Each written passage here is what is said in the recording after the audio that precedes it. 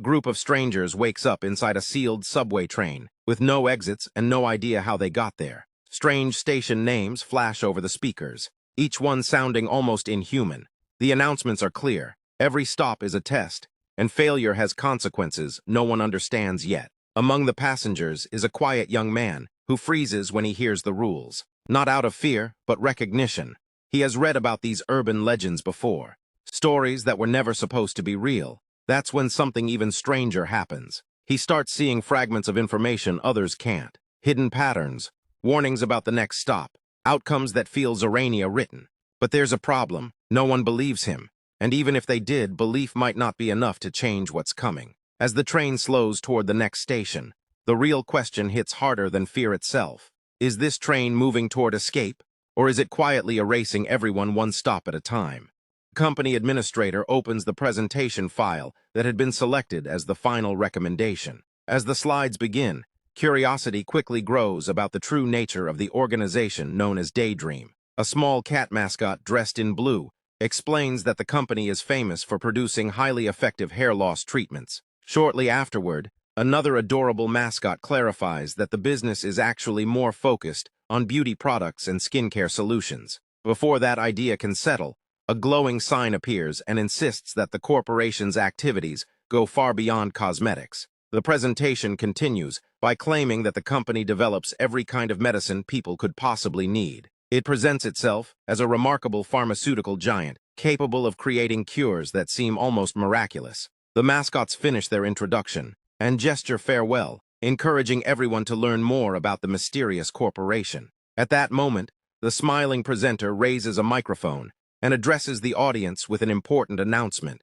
He informs the crowded hall that every person present has been specially selected. Hearing this, a dark-haired young man immediately becomes serious. He recognizes the company's name and is aware of its reputation. The organization is known for achieving things that appear impossible. The presenter proudly explains that only the most exceptional new recruits have been gathered for the occasion. However, the atmosphere changes when he congratulates them on being accepted into an exploration division. Behind closed doors, this department is known as the company's suicide squad. Confusion spreads among the recruits. They cannot understand why a pharmaceutical company would maintain such a unit. The young man finds the entire situation absurd, especially when it begins to resemble a survival challenge instead of a normal employee orientation.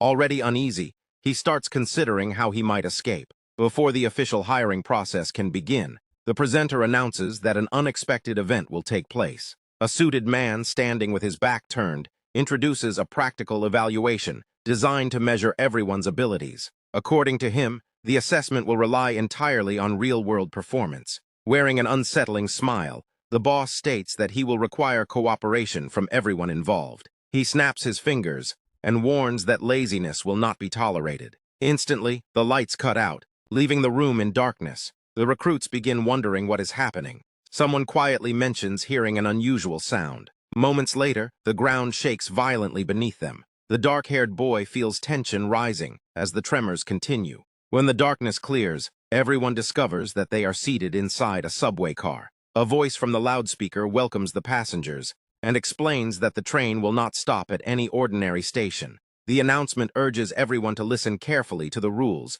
to ensure a safe journey. Several recruits stare at the digital displays, convinced they might be experiencing some kind of virtual reality simulation. Their attempts to open the doors fail, and panic begins to spread when they realize the exits are locked. One girl presses her hand against the window, trying to determine whether the experience is simply an elaborate escape room game. The protagonist, however, understands that the situation is neither a joke nor advanced technology. Lowering his head, he reflects on how a simple job opportunity has somehow led him into something far more disturbing. Arguments break out among the frightened employees. The badge hanging from the boy's neck reveals his participation in a dangerous scavenger hunt. Soon afterward, the loudspeaker announces the next destination, the station of sadness. As the train slows, the doors begin to open.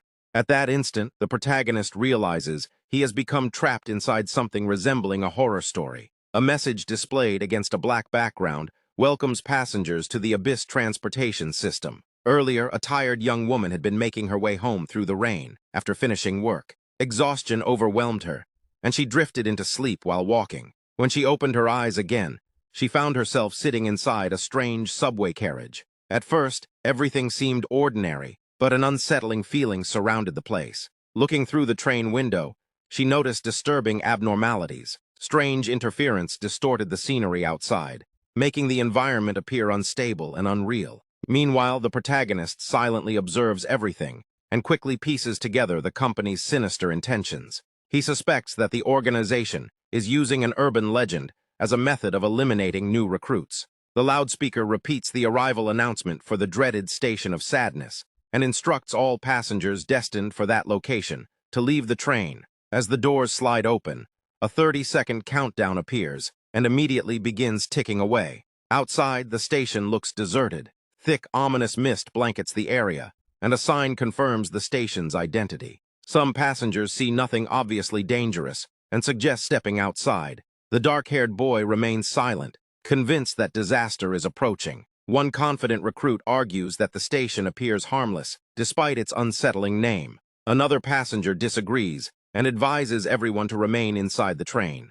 The suited protagonist supports that opinion, pointing out that ordinary stations are never given names like this. The disagreement grows. One recruit complains that he refuses to follow orders and insists that responsibility should fall elsewhere if something goes wrong. A brown-haired young man suggests waiting and observing the situation before making a decision. Then an alarm begins sounding throughout the train. The countdown reaches its final moments, signaling that the doors are about to close. Panic erupts. Several passengers rush toward the platform in a desperate attempt to leave before time runs out. One individual throws himself through the doorway at the last possible second. He succeeds in escaping, but quickly notices that several colleagues remain trapped behind the closing doors. Frustration explodes among those left inside. One passenger pounds angrily against the door, furious that the opportunity has slipped away. The protagonist understands their desperation. Everyone simply wants to survive. Suddenly, the digital display inside the subway starts malfunctioning. Red warning letters flash across the screen. Outside on the platform, two young men discuss the fate of those still aboard the train. One insists that leaving immediately would have been the smarter choice. Before the conversation can continue, a dark, disgusting substance suddenly drips from the ceiling and lands directly on his head. His companion freezes in shock, unable to understand what has happened. At the same time, the entire station takes on a crimson glow. The attack unfolds with terrifying speed, catching the victim completely off guard. Fear overwhelms him as he struggles to comprehend the danger. He begins running through the station, desperately trying to warn others that something deadly is falling from above. The red slime spreads rapidly across the area, coating the surroundings. Soon, cries for help echo through the dark corridors, making it clear that the situation has spiraled into disaster. Back inside the train, the protagonist hears the commotion. While many passengers panic, he remains calm. In his mind, those people simply failed the company's test by making the wrong choice. Thus begins the probationary period for the organization's newest recruits, under the most terrifying circumstances imaginable. As the train speeds deeper into the unknown, a mysterious symbol slowly appears on the glass, marking the start of an even darker journey. The truth behind the corporation is far more disturbing than anyone realizes. The organization secretly oversees countless urban horror legends. Its employees are regularly dispatched into these supernatural stories to complete dangerous assignments. Even the entrance examination for new recruits takes place inside one of these terrifying scenarios. Panic spreads through the train car as passengers react to the fate of those who stepped off at the previous station. Everyone demands answers, wondering how they can survive after witnessing such a horrifying event. Unlike the others, however, the protagonist possesses a small advantage. He has spent years reading about these legends online. In stories like these, a person armed with future knowledge usually gains a tremendous edge over everyone else. Part of him wishes he were one of those unstoppable heroes who effortlessly dominate every challenge. Unfortunately, there is one major problem. The young man is absolutely terrified of anything related to horror. He admits to himself that reading about monsters is only manageable when the information is presented as plain text. The moment a picture or video appears, fear overwhelms him completely. To avoid frightening images, he routinely hides photos on websites and blocks videos before they can load. Even in ordinary conversations, he has always insisted that he would never confront danger directly. His fear is so intense that he would avoid facing the creatures from his own favorite stories. His friends often mocked him for it, joking that he once abandoned a romantic opportunity simply to avoid sitting through a horror movie. Trying to remain calm, he searches his memory for information about the exploration squad. Looking around the train car and counting only 8 remaining survivors, he realizes just how desperate the situation has become. Soon, the loudspeaker announces the next destination of the death subway, the station of resentment. Resting against a seat, the young man struggles to concentrate. He tries to imagine what kind of nightmare might be waiting at the next stop. Exhausted by the constant tension, he leans back and wishes the ordeal would finally end. Then something unexpected catches his attention. A strange sound echoes nearby, followed by a soft object drifting through the air. Floating before him is a small, shining notebook, appearing as though it has emerged from an invisible reward box. The boy immediately recognizes it as one of the legendary relics connected to the abyss. Looking around, he notices that nobody else seems aware of its existence. At the same time, several passengers are occupied with comforting a young woman who has collapsed and begun crying uncontrollably. Choosing not to attract attention, he quietly reaches out and touches the mysterious item. The moment his finger makes contact, the notebook's pages flutter wildly. A metallic component falls free and lands in his hand. Examining it closely, he discovers a gleaming phone attachment. The accessory seems strangely familiar. As he studies it, memories suddenly flood back into his mind. The numbers of countless clocks spin rapidly in his thoughts until they reach 0, transporting him mentally to events that occurred only hours earlier. He remembers visiting a themed attraction dedicated to the world of darkness. At first glance, it appeared to be nothing more than an ordinary event where visitors could enjoy harmless scares and entertainment. In reality, it was a special pop-up store based on his favorite horror game. The game revolves around investigating supernatural anomalies, inspired by internet legends. As a devoted fan, he eagerly filled a basket with merchandise related to the franchise. While waiting in line at checkout, some customers mistakenly assumed he was buying gifts for others. In truth, every item was intended for his personal collection. He had even arranged time off from work specifically to attend the event. The memory continues. He had visited once before, but lacked the courage to participate in one of the activities. As the event approached closing time, an employee encouraged him to try the prize roulette. Somewhat embarrassed, he accepted and followed a worker wearing a red shirt to the counter. The employee activated the prize wheel and explained that every section contained a different reward. The young man was handed a remote control and instructed to stop the wheel whenever he wished. Expecting very little, he pressed the button and hoped to win something simple, perhaps a notebook. To everyone's astonishment, the spinning wheel stopped on the grand prize. The boy stood frozen beneath his cap, unable to process his luck. Staff members applauded enthusiastically while celebrating his victory. Soon afterward, they presented him with a mysterious black box marked with the glowing symbol of the game. As part of the reward, the employee requested his name for a personalized gift. After he provided it, a futuristic machine illuminated with flashing lights came to life. Moments later, it produced a detailed employee identification badge, modeled after one of the organizations within the game's universe. Examining the badge, he was impressed by its craftsmanship. The staff member excitedly explained that the insignia belonged to one of the game's 3 famous factions. The young man already knew all about it. Within the game's lore, that company specialized in researching urban legends while concealing dangerous secrets from the public. The Exploration Division, in particular, was infamous for throwing inexperienced recruits directly into life-threatening situations. Although he accepted the reward, he had originally intended to store it away and forget about it. Then something impossible happened. A mysterious voice suddenly echoed inside his head, accusing him of dishonesty. Moments later, a smiling creature emerged from the surrounding darkness. Shock washed over him. A powerful wave of dizziness struck, and his vision rapidly faded to black. When consciousness returned, he found himself sitting once again inside the auditorium where the recruitment event had begun. Back in the present, he finally understands the purpose of the phone accessory. The seemingly insignificant attachment possesses the ability to convert memories into written information. Carefully, he attaches the device to the back of his phone. Instantly, the phone radiates an intense glow that illuminates his face. To his relief, the experiment succeeds. Information related to the legend begins appearing on the screen. Details that once existed only as vague recollections are now organized into readable records. Desperate to survive, He scrolls through the data in search of useful clues. Eventually, he discovers archived escape information that could help everyone avoid disaster. For the first time in a while, he feels a measure of relief. Just then, the loudspeaker once again announces the approaching station of resentment. Now another challenge awaits him. Possessing the information means nothing if he cannot convince the others to trust him. Nearby, two young women complain about having no internet connection. Elsewhere, frightened passengers discuss the ominous meaning behind the station's name. The protagonist understands that the safest option is to guide as many people as possible through the coming trial. Although he tells himself that his motivation is selfish survival, he cannot completely ignore the concern he feels for the others. Complicating matters further, the rules of the game make it impossible to simply hide or flee. He remembers reading about stations filled with countless staring eyes. Others are consumed by total darkness. Some are controlled by horrifying creatures capable of turning entire environments upside down. If forced to face those places alone, he estimates that fear would overwhelm him almost immediately.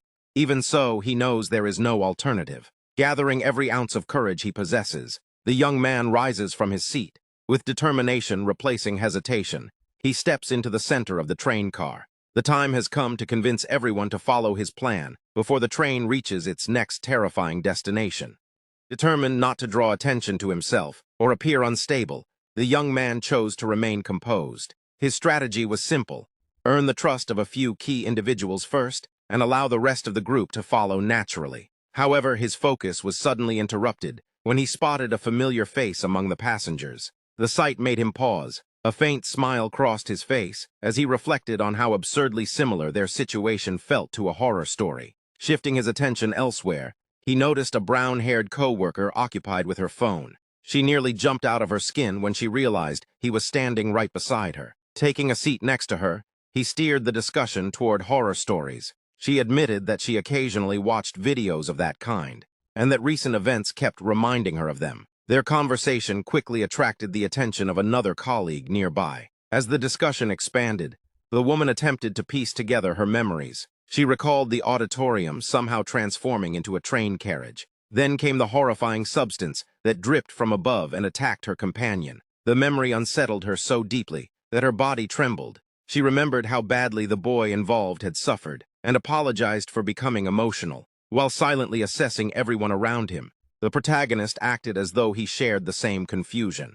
Outwardly, he agreed that everything felt unreal and difficult to process. In truth, he was struggling with an overwhelming urge to escape. Despite this, the woman remarked that he seemed to be the only person present who remained calm under pressure. Her attention then shifted to another co-worker standing nearby in a dark suit. A friendly brown-haired man wondered whether she was the same person who had been seated beside him earlier. Hearing this, the protagonist tried to recall whether that man had actually been nearby during the previous events. The friendly co-worker stepped closer and became curious about an object the protagonist possessed. After introducing himself as Baek Sahon, he offered a warm smile. The name alone shocked the protagonist. His eyes widened immediately. He remembered seeing that name in the records. Baek Sahon was one of the elite survivors who had successfully completed 100 explorations. Among experienced participants, he was known by the nickname Viper. The protagonist stared at him in disbelief, wondering whether this seemingly ordinary individual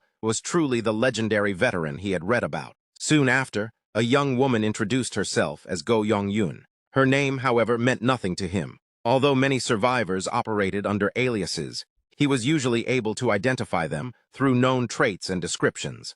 The inability to recognize her only increased his unease. Feeling surrounded by unfamiliar and potentially dangerous people, he gripped his pants tightly to hide his tension before finally introducing himself as Kim Solium. Around them, passengers gradually split into smaller groups. Some appeared eager to move into another carriage, but the protagonist knew that changing cars was forbidden. Moments later, the loudspeaker crackled with interference before announcing the next destination, Ecstasy Station. Most of the passengers reacted positively to the name, assuming it sounded harmless or even pleasant. The protagonist, however, immediately sensed danger. He knew from experience that selecting the correct station was far more complicated than it seemed. The themes and patterns behind these trials changed constantly. Assuming that a friendly-sounding destination was safe could easily prove fatal. Fortunately, previous records offered clues. Case number 56 revealed that 2 survivors had escaped through a location known as Blue Station.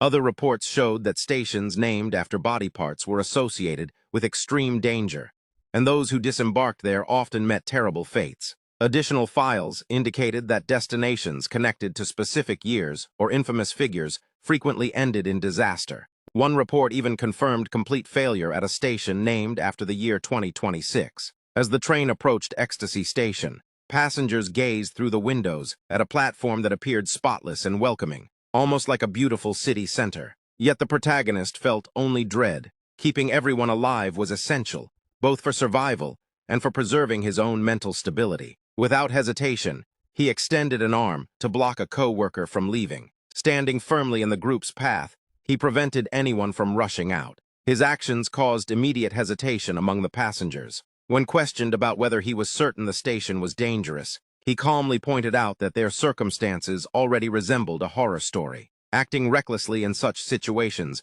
rarely ended well. He challenged the group's willingness to risk their lives on instinct alone. Not everyone appreciated his reasoning. One irritated woman dismissed his concerns and demanded that he move aside. Nevertheless, he insisted that there was a clue hidden within the announcements. Raising a finger, he explained that the loudspeaker had been truthful from the very beginning.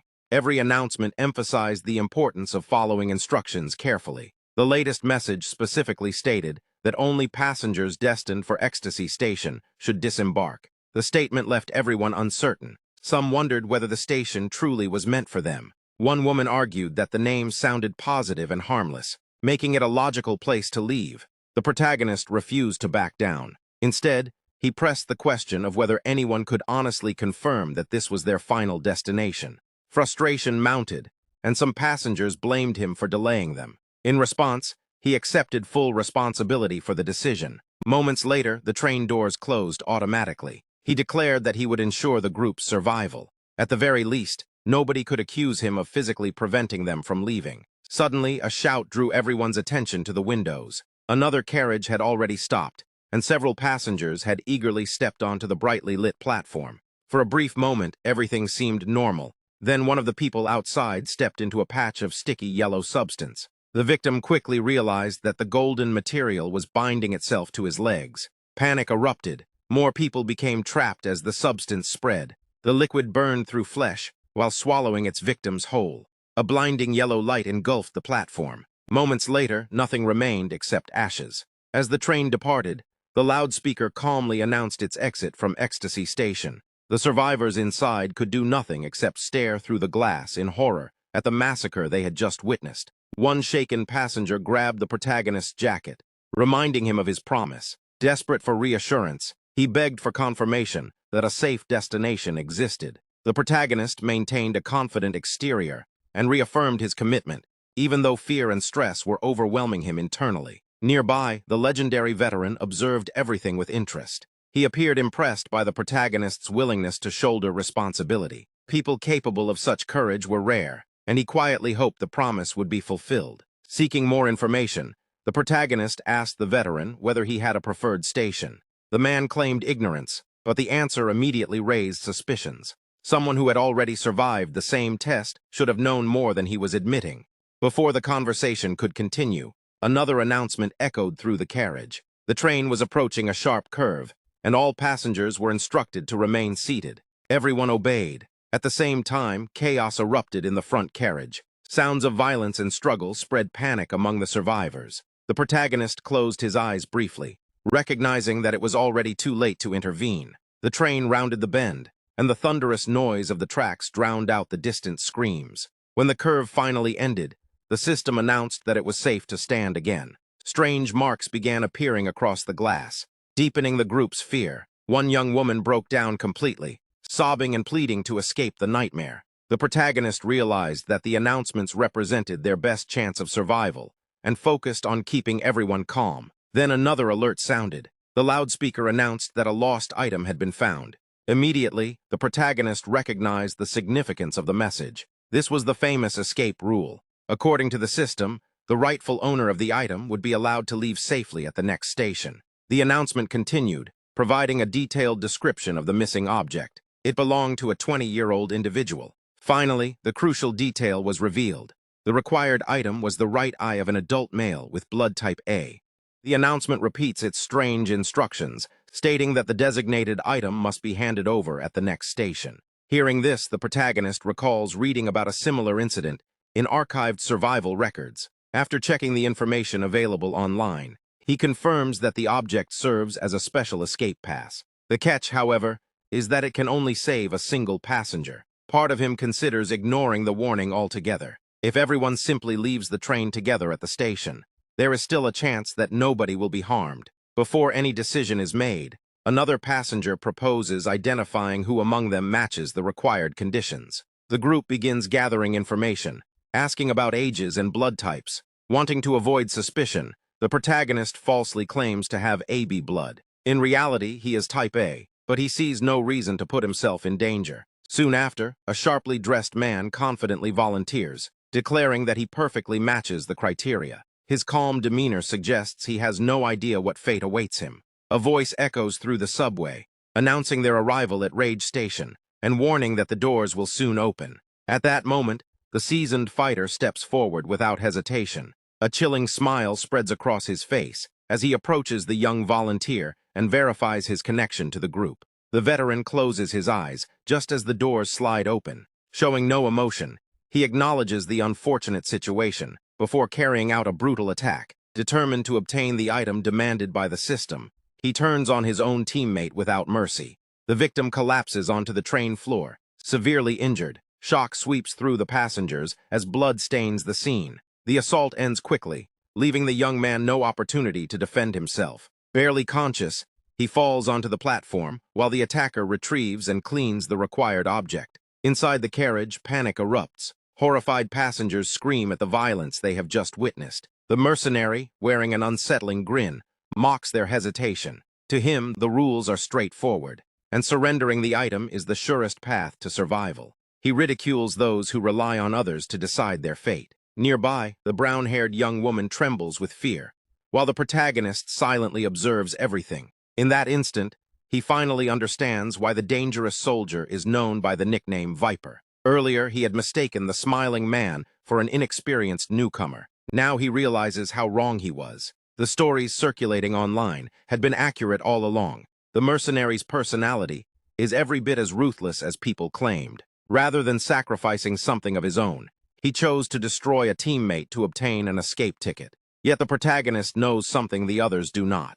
He believes such violence was never necessary. Dropping to the floor, he begins searching beneath the seats. A vague memory guides him. Reaching carefully into a narrow gap beneath a metal grate, he retrieves a small glass vial hidden deep inside the train. Holding it up, he reveals that he has recovered the sample someone previously lost. The realization follows immediately.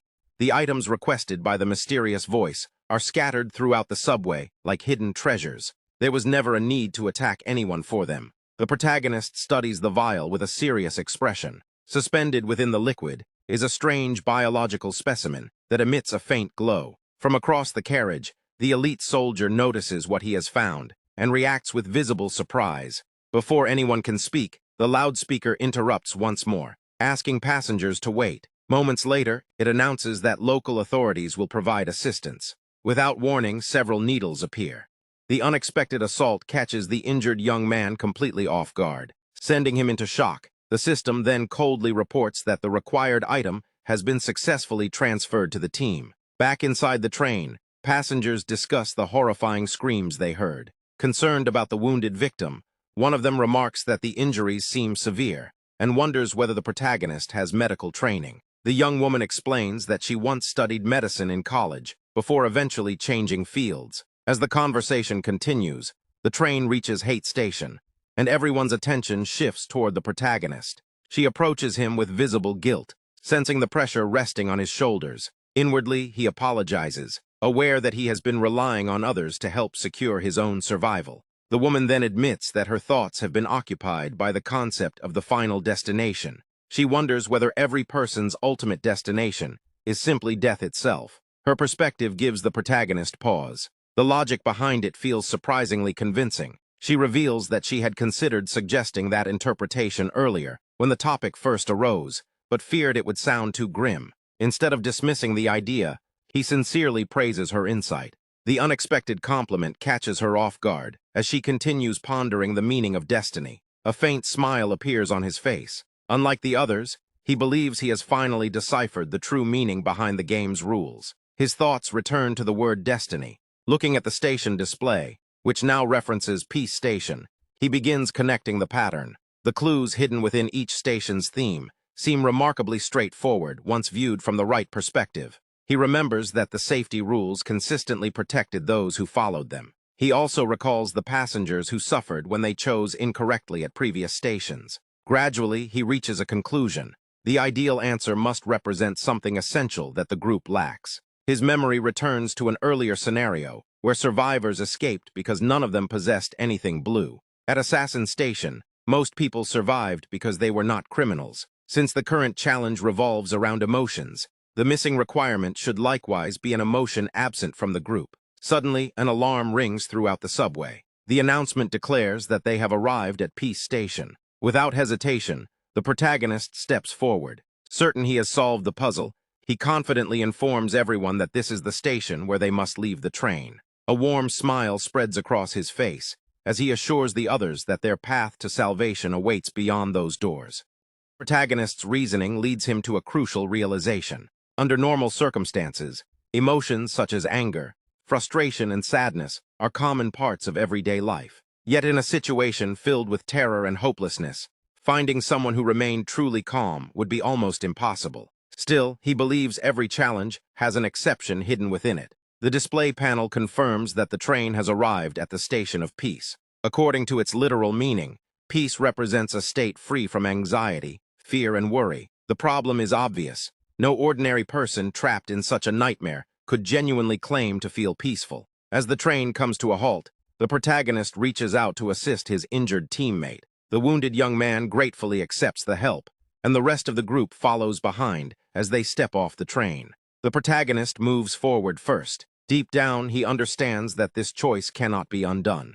The moment they enter the station, unease spreads through the group. Dark markings cover the walls, creating an atmosphere far more disturbing than any of the previous locations. The scene is so unsettling that several people immediately question whether this frightening place could truly be their path to survival. Even the protagonist feels fear creeping into his mind. Part of him wants nothing more than to return to the train. Then Go Yong-yoon steps forward. Raising her hand confidently, she tells everyone that this is the correct path. She reminds the group that the protagonist has been the only person who consistently remained calm and certain throughout the ordeal. While others resorted to selfish and brutal choices, he repeatedly searched for ways to help everyone survive. For that reason, she decides that his judgment is the one worth trusting. Without hesitation, she takes the first step into the darkness. Placing her faith in his decision, she walks through the shadowy corridor without paying attention to the threatening markings around her. Before long, her confidence grows. She begins running ahead and enthusiastically encourages the others to follow. Watching this, the protagonist releases a weary breath of relief. The first part of the plan has succeeded. Soon after, another teammate approaches him. The injured young man offers a grateful smile and makes it clear that he trusts him as well. His support gives the protagonist the final push he needs. Gathering his courage, the normally hesitant young man accepts the responsibility of leading the group. He declares that if everyone continues forward together, they will survive. One by one, they climb the staircase. The group focuses solely on moving upward, trying not to think about the unsettling surroundings. The staircase stretches ahead beneath dim lighting, its walls covered with countless sheets of paper that create an eerie atmosphere. Eventually, an old exit sign appears in the distance. A strange light begins to shine. Moments later, a brilliant glow engulfs the area, and a voice announces congratulations to the company's newest recruits. The dark-haired protagonist stares in disbelief. Against all odds, they have returned to the auditorium. As the shock fades, the surviving employees begin counting those who made it back from the deadly journey. Relief spreads throughout the room as the numbers are confirmed. The protagonist watches silently while trying to understand everything that has happened. Nearby, the brown-haired woman celebrates when she realizes that more members of their group survived than expected. Soon, everyone shares the same realization. 8 passengers successfully escaped the subway alive. The presenter enthusiastically announces that 22 participants have passed the examination. He praises their achievement and describes them as elite candidates capable of overcoming an extremely difficult test. Most of the survivors are too exhausted to react. The ceremony continues as the speaker begins recognizing the standout performers. Suddenly, a spotlight lands directly on the protagonist. Feeling slightly uncomfortable, he rises from his seat while receiving praise for the speed and decisiveness of his actions during the crisis. A company representative presents him with a gift bag as a reward. The protagonist accepts it, though something about it immediately feels strange. As his hands grip the handles, he notices an unusual weight inside. Curious, he peeks into the bag, but before he can investigate further, the presenter has already moved on to the next survivor. The mystery remains unresolved. One by one, the remaining survivors receive recognition. The injured young man clutches his own reward while patiently waiting for the event to conclude. Meanwhile, the protagonist reflects on the experience. He assumes that some survivors must have spent much longer navigating different trains before returning. His attention drifts toward the veteran soldier. Considering the severity of the man's injuries, he expects that a hospital visit will be necessary afterward. Eventually, the presenter asks whether everyone has received their gifts. After receiving confirmation, he officially announces that they have been hired. A massive banner descends, declaring them members of the exploration squad. Confetti rains from above as the audience applauds, and the host thanks everyone for their efforts. Then everything changes. The boss suddenly interrupts the celebration. With an unsettling smile, he claims that not everyone present truly earned their place. According to him, fairness demands consequences for those who failed to contribute during the test. Without warning, a strange, multicolored substance appears. The horrifying material spreads across the room and engulfs several people sitting in their chairs. The protagonist watches in disbelief as the substance moves closer. Victims are dissolved almost instantly. Within moments, the organization's numbers shrink dramatically, reducing the group to only 13 members. Nearby, a young woman breaks down in tears. Another survivor stares at the empty seats in horror. Only melted clothing remains where people had been sitting moments earlier. The grim reality becomes impossible to ignore. The company systematically removes those it considers weak. Terrified, one of the surviving women raises a trembling hand and asks to resign immediately. The boss appears surprised by the request and questions whether she truly wants to abandon such an opportunity. Wanting reassurance, she asks whether she will be allowed to leave safely if she quits. The man calmly guarantees that no punishment will follow. Even so, a disturbing smile remains on his face. He hints that her decision may change once she sees what the company has to offer. The protagonist remains silent as the presentation continues. Then the host reveals the company's greatest reward. A luminous and mysterious potion appears on the giant screen, displayed as the ultimate prize awaiting those who stay. The executive gestures confidently, boasting that their pharmaceutical corporation possesses technology beyond anything else available. With a simple snap of his fingers, he announces that he is about to unveil the company's greatest achievement. Attention immediately shifts to the glowing liquid displayed before the audience. The shimmering substance is introduced as an extraordinary potion capable of granting wishes. To remove any doubts, the presenter decides to demonstrate its power firsthand. He uncorks the vial, releasing a brilliant radiance that floods the room. The intense glow captures everyone's attention as whispers spread throughout the auditorium. Some question whether such an object could truly be real, while others wonder what kind of wish it could fulfill. As curiosity grows, a sparkling mist drifts outward from the potion, partially obscuring the stage. The presenter appears delighted by the reaction. Drawing attention to himself, he reveals an example of the potion's effects. According to him, the miraculous liquid possesses the ability to reverse time itself. He continues his presentation by praising the Field Investigation Division, claiming that its members consistently achieve the highest results. He then points out that the 10 employees who reach the potion fastest all belong to that team. The protagonist remains skeptical. To him, the speech sounds carefully crafted to persuade the newcomers. Behind the success stories, he suspects that the number of casualties within that division far exceeds the number of victories. Even so, one fact cannot be denied. Everyone present has witnessed undeniable proof that the wish-granting potion exists. An uneasy silence settles over the auditorium. It feels less like acceptance and more like anticipation. Then a long-haired participant raises a hand and asks about a possibility that is on many minds: the power to bring the dead back to life. The speaker reacts as though he expected the question. With a knowing smile, he claims that the corporation already has an answer. The boss launches into a dramatic explanation, speaking in a way that mimics what people normally expect to hear. Suddenly, he tightens his fist and dismisses the common assumption that resurrection should be impossible. The red-haired woman listens closely. According to the boss, the precious potion truly has the power to fulfill any desire its owner possesses. At that moment, the massive black doors at the back of the auditorium swing open. A blinding white light pours into the room. The boss announces that anyone unwilling to accept the dangerous opportunity before them is free to leave. Those who choose to remain are instructed to place the special mask found inside their gift bags over their faces. The protagonist lowers his gaze. Never in his life had he imagined earning something as incredible as a wish-granting potion. As he removes the black mask from his bag, a business card slips out and lands on the floor. Printed on it is a phone number. He immediately remembers being told to inspect the contents of the gift carefully. Examining the mask in his hands, he senses that it carries greater importance than it first appeared. The company system explains that members of the exploration team must wear these masks. Every recruitment class is assigned a unique animal theme, allowing different groups to be identified from one another. The protagonist smiles faintly. His greatest wish at that moment is surprisingly simple: to survive. This world is filled with deadly urban legends and bizarre monsters that can appear without warning. He understands that abandoning the company would likely leave him vulnerable to the next supernatural threat. Because of that, he reaches a conclusion. If he wants a permanent escape from this reality, remaining with the corporation may be his only option. Nearby, the brown-haired woman studies her own gift bag with a serious expression.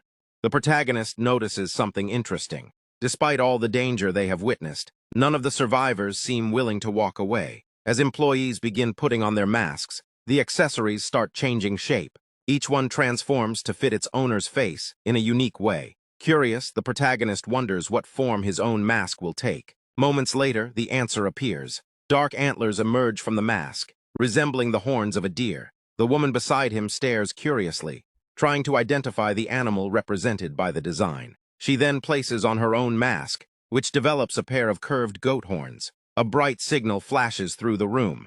The system announces that the probationary period has officially concluded. With that declaration, the masked survivors are recognized as full employees of the company. Suddenly, the protagonist's magical notebook begins glowing. A new notification appears on the screen, informing him that he has unlocked a reward. The exploration registration system explains that a rare loot box containing additional items has become available. Although tempted to inspect it immediately, he decides to wait until he can open it privately later. Then a troubling realization stops him cold. Only now does he fully grasp the consequences of being summoned into this strange world. He no longer has a home. The following day, the friendly brown-haired colleague greets him cheerfully. He returns the greeting as they wait for an elevator together. While pressing the button, she asks whether he also received company housing assistance. He confirms that he did. Earlier, while checking his phone, he had discovered something alarming. Every attempt to access his former address produced an invalid result.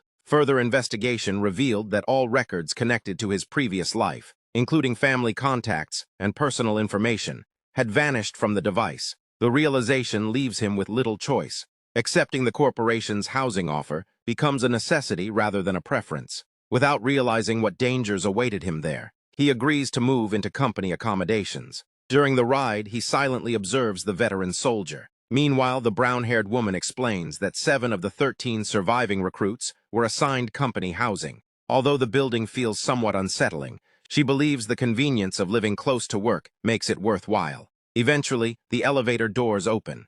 The protagonist discovers that his apartment is located on the 12th floor. As he walks inside, he reflects on how the company seems determined to keep employees close together. Then he opens the door. Immediately, he realizes there is a problem. Someone is already inside. Seated calmly at the table while scrolling through a phone is none other than the veteran soldier. The protagonist freezes for a moment, silently processing the absurd coincidence. Out of all possible roommates, he has been paired with the ruthless mercenary who survived the deadly field test alongside him. Whether he likes it or not, the 2 survivors are now destined to share the same living space. As the story moves forward, the protagonist notes one important detail about the miraculous wish-granting potion. Its power is real, but the rules governing it are far more complicated than they first appear.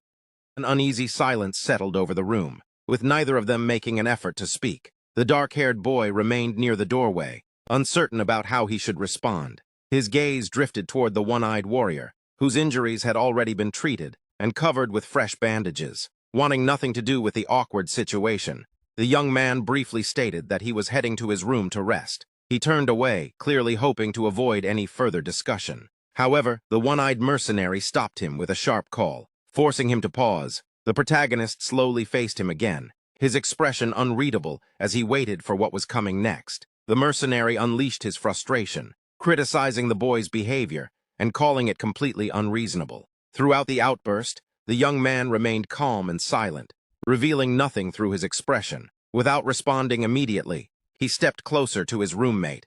The one-eyed soldier watched him with suspicion, but that feeling quickly shifted into fear when a dark and unsettling presence seemed to surround the boy. A chilling smile appeared on the young man's face as he admitted that watching the suffering had entertained him. According to him, the bizarre incident had provided an intense thrill, one that he had thoroughly enjoyed. He went even further, expressing hope that they would continue working together so he could witness similar scenes again in the future. The mercenary could only stare in horror, completely at a loss for words. Meanwhile, the antlered boy offered a friendly farewell while maintaining the disturbing persona. He remarked that he hoped their future careers within the corporation would remain exciting. Afterward, he finally left and walked quietly toward his room. The moment he was alone, relief washed over him. He knew that if he had kept the act going any longer, he would have appeared genuinely insane. As he reflected on the encounter, memories of his previous job came to mind. There, he had learned how to handle difficult people. In his eyes, the one-eyed colleague was exactly the type who possessed a god complex and preferred to shape reality around his own beliefs. Against people like that, bluffing was often the safest option. His earlier claims about enjoying the suffering had been nothing more than a defensive lie. Once inside his room, he was surprised by what he found. The space was fully furnished, complete with a private bathroom and weekly cleaning services, despite the remarkably low cost. Several complimentary gifts and snack packages had been neatly arranged on the study desk. The young man couldn't help but smile, joking to himself that the company probably offered such benefits to prevent employees from quitting. While examining the room, he noticed a small black diary resting on a piece of furniture. Curious, he picked it up and opened it. The first thing he saw was a warning written in red letters, urging him to run away. Despite the ominous message, he paid it little attention. As far as he was concerned, there was no turning back anymore. He eventually stretched out on the comfortable bed and prepared to inspect the reward he had earned. A glowing notebook materialized before him, floating in the darkness of the room. Reaching forward carefully, he touched the mysterious object, causing its pages to flutter rapidly. Suddenly, a small pack of stickers dropped into his hands. Intrigued, he inspected the item and soon discovered its true nature. The stickers possessed the ability to manipulate sympathy, making them an extremely powerful tool. He remembered that one particular smiley face sticker had once been banned from the game because it granted users an unfair advantage during battles. Since it had been classified as a form of cheating, it was ultimately removed. Realizing this, he concluded that the shining sticker now in his possession might be the only one of its kind left in existence. The system then informed him that the item could only be used by employees. The revelation delighted him.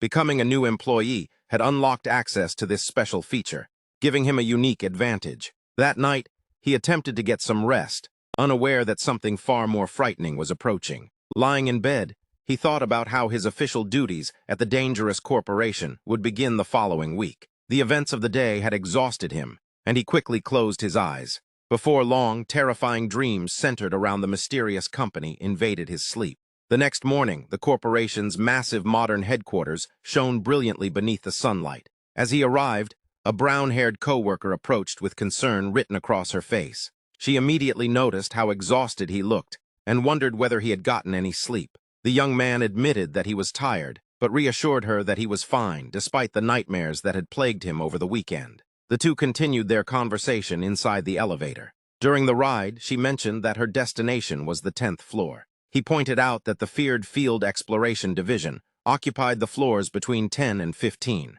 When the elevator reached the 13th floor, he stepped out, unable to ignore the uneasy feeling brought on by the unlucky number. Standing before a secured entrance, He pressed the intercom and questioned whether this was truly the destination assigned to Group D. Moments later, the door opened. Inside, a blue-haired young woman was in the middle of a conversation with another employee. The brown-haired worker quickly noticed the newcomer and greeted him enthusiastically. The protagonist politely bowed and introduced himself as the latest recruit assigned to the dangerous Group D. The group's leader warmly introduced himself as Park Min-young while standing beside his blue-haired assistant. Relieved that he was not being treated harshly, the young man soon learned that the team carried a rather poor reputation within the company. Nevertheless, the veteran members welcomed him with playful interactions, doing their best to make him feel comfortable. As he followed them through the enormous building, he quietly observed his surroundings and found himself wondering whether resigning might still be an option. The new recruits are first introduced to their supervisors inside the organization's hidden facility, where the structure and rules of the secret environment are briefly explained. A blue-haired woman named Yoon Ha-jae greets the newcomer with a faintly sarcastic expression, while another experienced member, a lively man named Manong, formally introduces himself as part of the veteran team. The newcomer responds with polite formality, which the veterans quickly discourage in favor of a more relaxed tone. The blue-haired woman adds a dark joke about the possibility of dying before ever earning a promotion, setting an unsettling tone for the workplace. The protagonist briefly entertains the idea that quitting might be easier, but is reminded mentally of the strange urban legends tied to the organization. One of the veterans offers praise instead, noting that the newcomer actually ranked first in the entrance examination. Shortly after, another brown-haired colleague explains that the team leader is currently away on a mission and invites the recruit to sit and wait.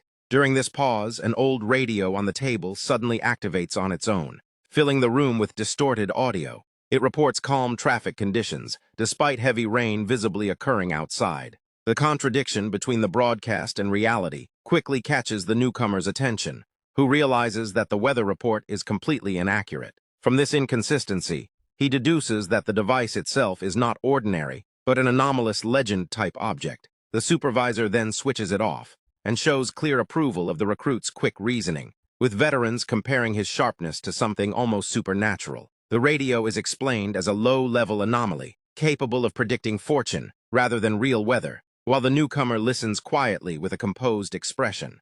Another colleague jokingly suggests that the recruit must find the entire situation strange before handing over a tablet for orientation.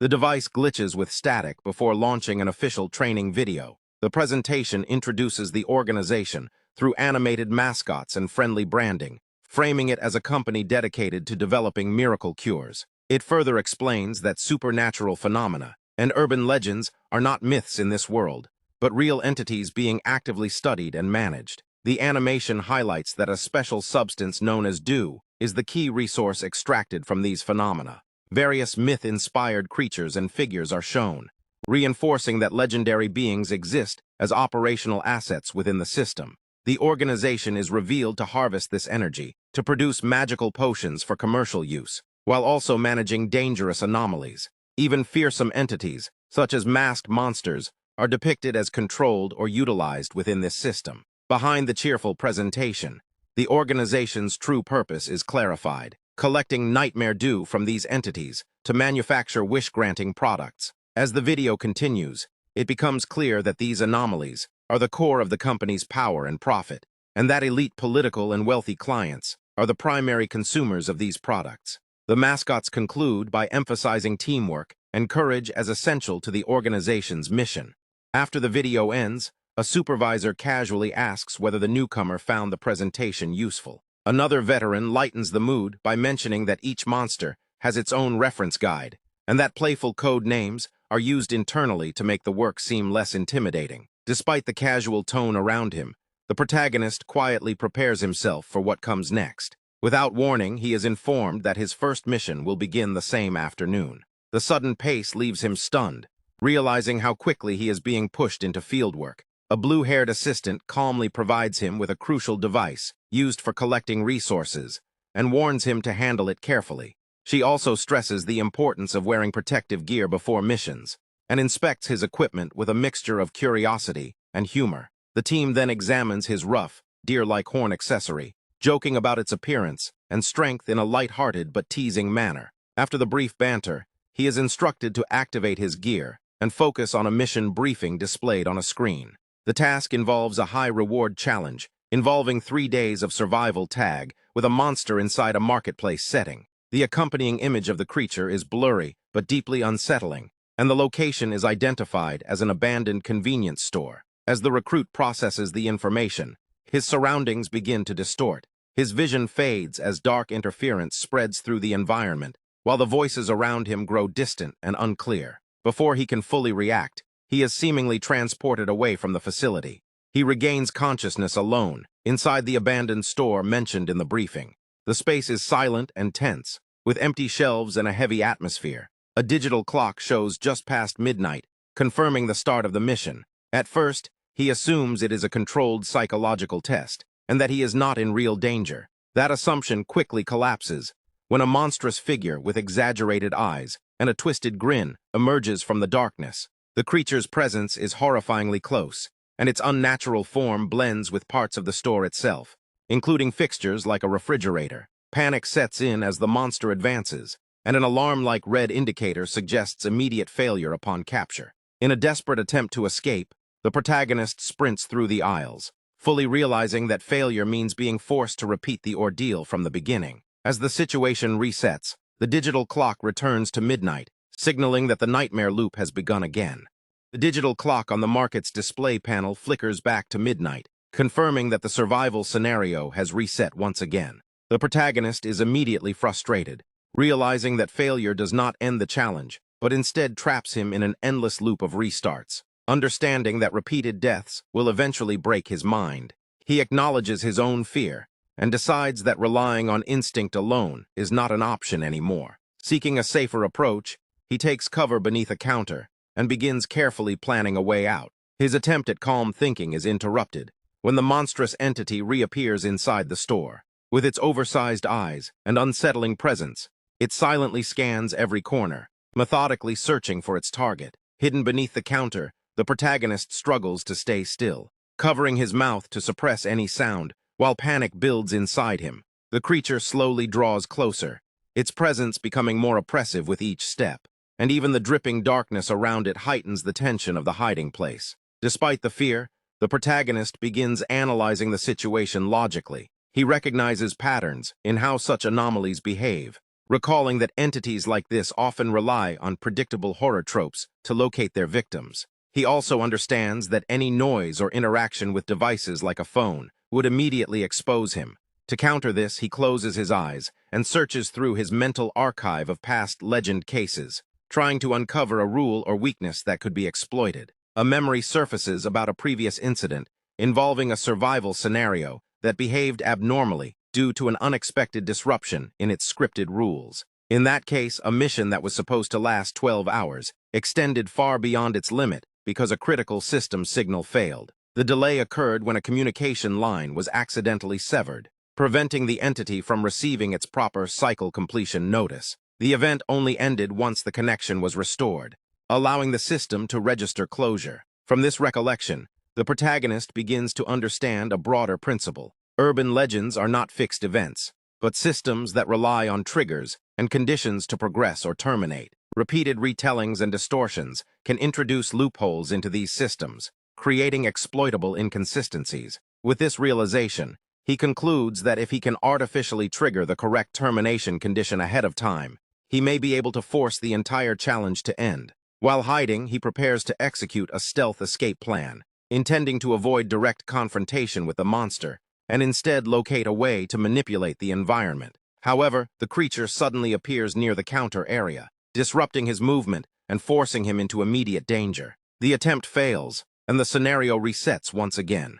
Awakening back at the starting point, he recognizes the psychological strain of the repeating cycle, but refuses to give in. Now more determined, he focuses on a new objective, finding the exact trigger that can end the simulation prematurely. As time progresses in the repeated loop, he observes the structure of the challenge more carefully, waiting for the right opportunity to exploit its hidden rules. During this process, he notices a potential pattern linked to time progression inside the market scenario. He begins speculating that something significant must occur after a fixed duration, possibly tied to the state of stored goods or system checks. Scanning the shelves, he searches for a simple, concrete variable that could influence the system's behavior. Eventually, he identifies a key detail: expiration dates on packaged food items. He theorizes that if an item reaches its expiration threshold within the simulation's time frame, it may act as a system-wide violation capable of forcing termination. To test this idea, he locates a lunchbox whose expiry aligns precisely with the required timing and prepares it as his trigger point. As he positions himself carefully and monitors the environment for the creature's presence, the store begins to react. A static signal spreads through the system, and the monster briefly reappears, intensifying the pressure. Seizing the moment, he manipulates the register system, altering the internal date settings in an attempt to simulate the passage of time. The system processes the change, confirming the update, and a brief sense of success follows, as the protagonist believes he may have hacked the scenario's logic. However, the store's alarm immediately activates, detecting expired items across the environment. This triggers a violent response from the anomaly, which resurfaces with heightened aggression and begins searching the aisles again. Forced back into hiding, the protagonist re-enters the same life-or-death standoff beneath the counter. Yet this time, his thoughts are sharper. He re-evaluates everything he has learned about the structure of urban legends, recalling how repeated narratives can introduce exploitable gaps in their rules. Drawing from earlier survival records, he remembers that anomalies often fail when their cycle completion signals are interrupted or artificially forced. He connects this insight with his current situation. If he can correctly manipulate the system's termination condition, he may be able to break free from the loop entirely. With this conclusion forming in his mind, he prepares to attempt a more precise and controlled strategy to force the end of the challenge before time runs out.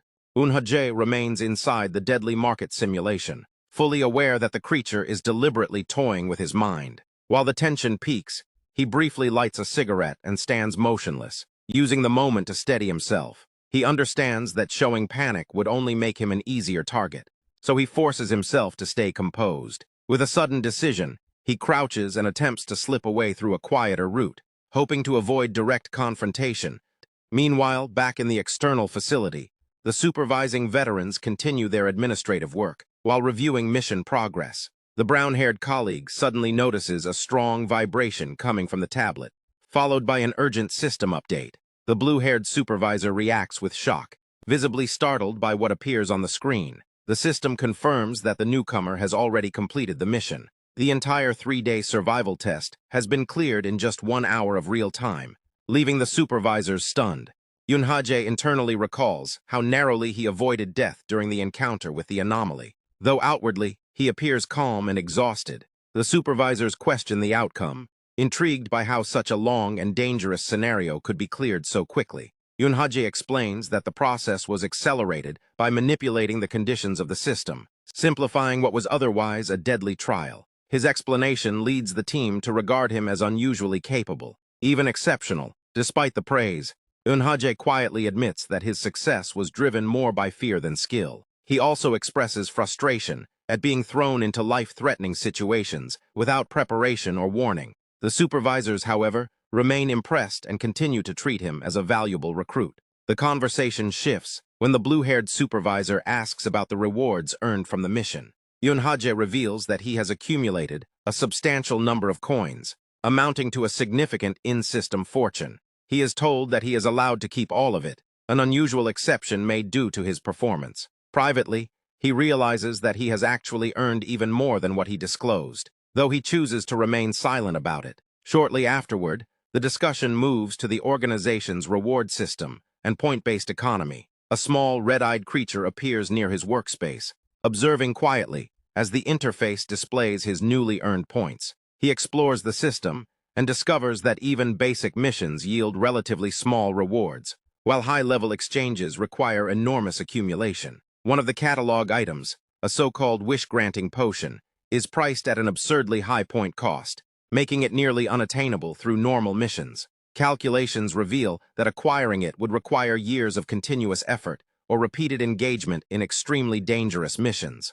Further analysis shows that attempting to reach such rewards through high-risk legends would result in extremely low survival odds, making the pursuit effectively suicidal. Realizing this, Eunhae abandons the idea of conventional progression. Instead, he begins searching for faster, more unconventional methods to gain access to the system's deeper rewards. While inspecting the workspace, he notices personal items belonging to the team leader, prompting him to consider bypassing normal restrictions. Concluding that standard rules are inefficient for survival, he decides to exploit the system directly. He attempts to access the internal interface using the supervisor's credentials found nearby. The first login attempt fails, but he quickly adjusts his approach and successfully gains access to the restricted system. Inside, he discovers a hidden marketplace featuring strange external vendors offering rare and unusual goods. The platform warns of risks, but also hints at highly valuable items useful for missions.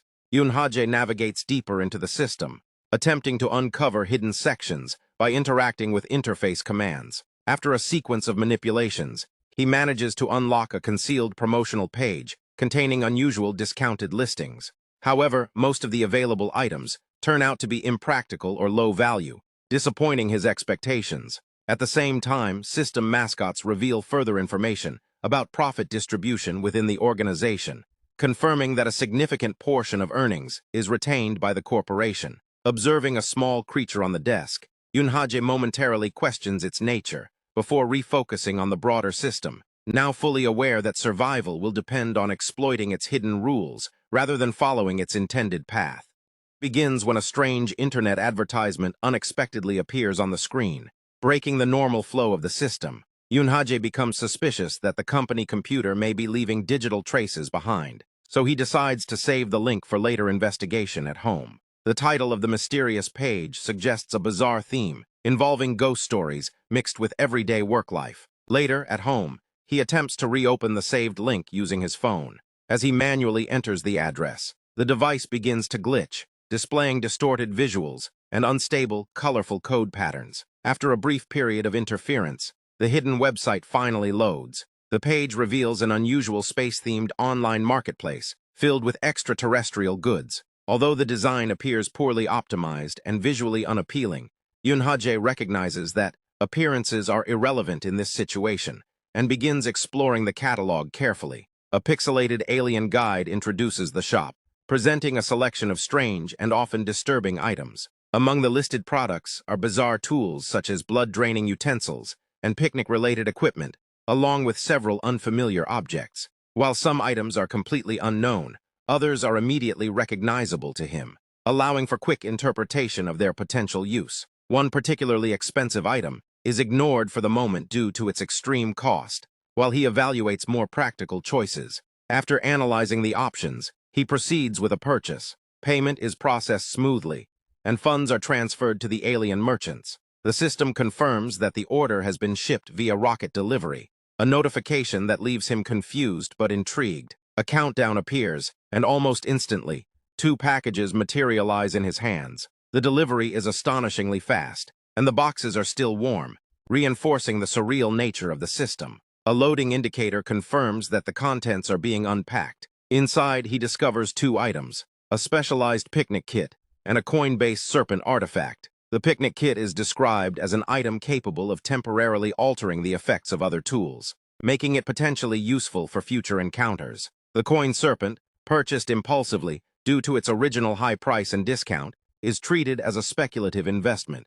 Yunhaje rationalizes the purchase by linking it to the value of currency derived from urban legends, convincing himself that it may yield future profit. He then reviews his decision-making process, concluding that he avoided other items because they seemed impractical in real combat scenarios. Weapons designed for direct confrontation with ghosts feel unrealistic to him, and communication devices raise concerns about exposing his unauthorized system access. Based on this reasoning, he considers his final selection the most logical under the circumstances. Shortly afterward, the setting shifts back to the workplace. A colleague warns that the team is scheduled to enter another urban legend mission. Although it is described as a low-level operation, Yunhaje still carries the psychological burden of his previous experience. To prepare him, the team provides a mission manual, along with a quiz-based system known as the Tuesday Quiz.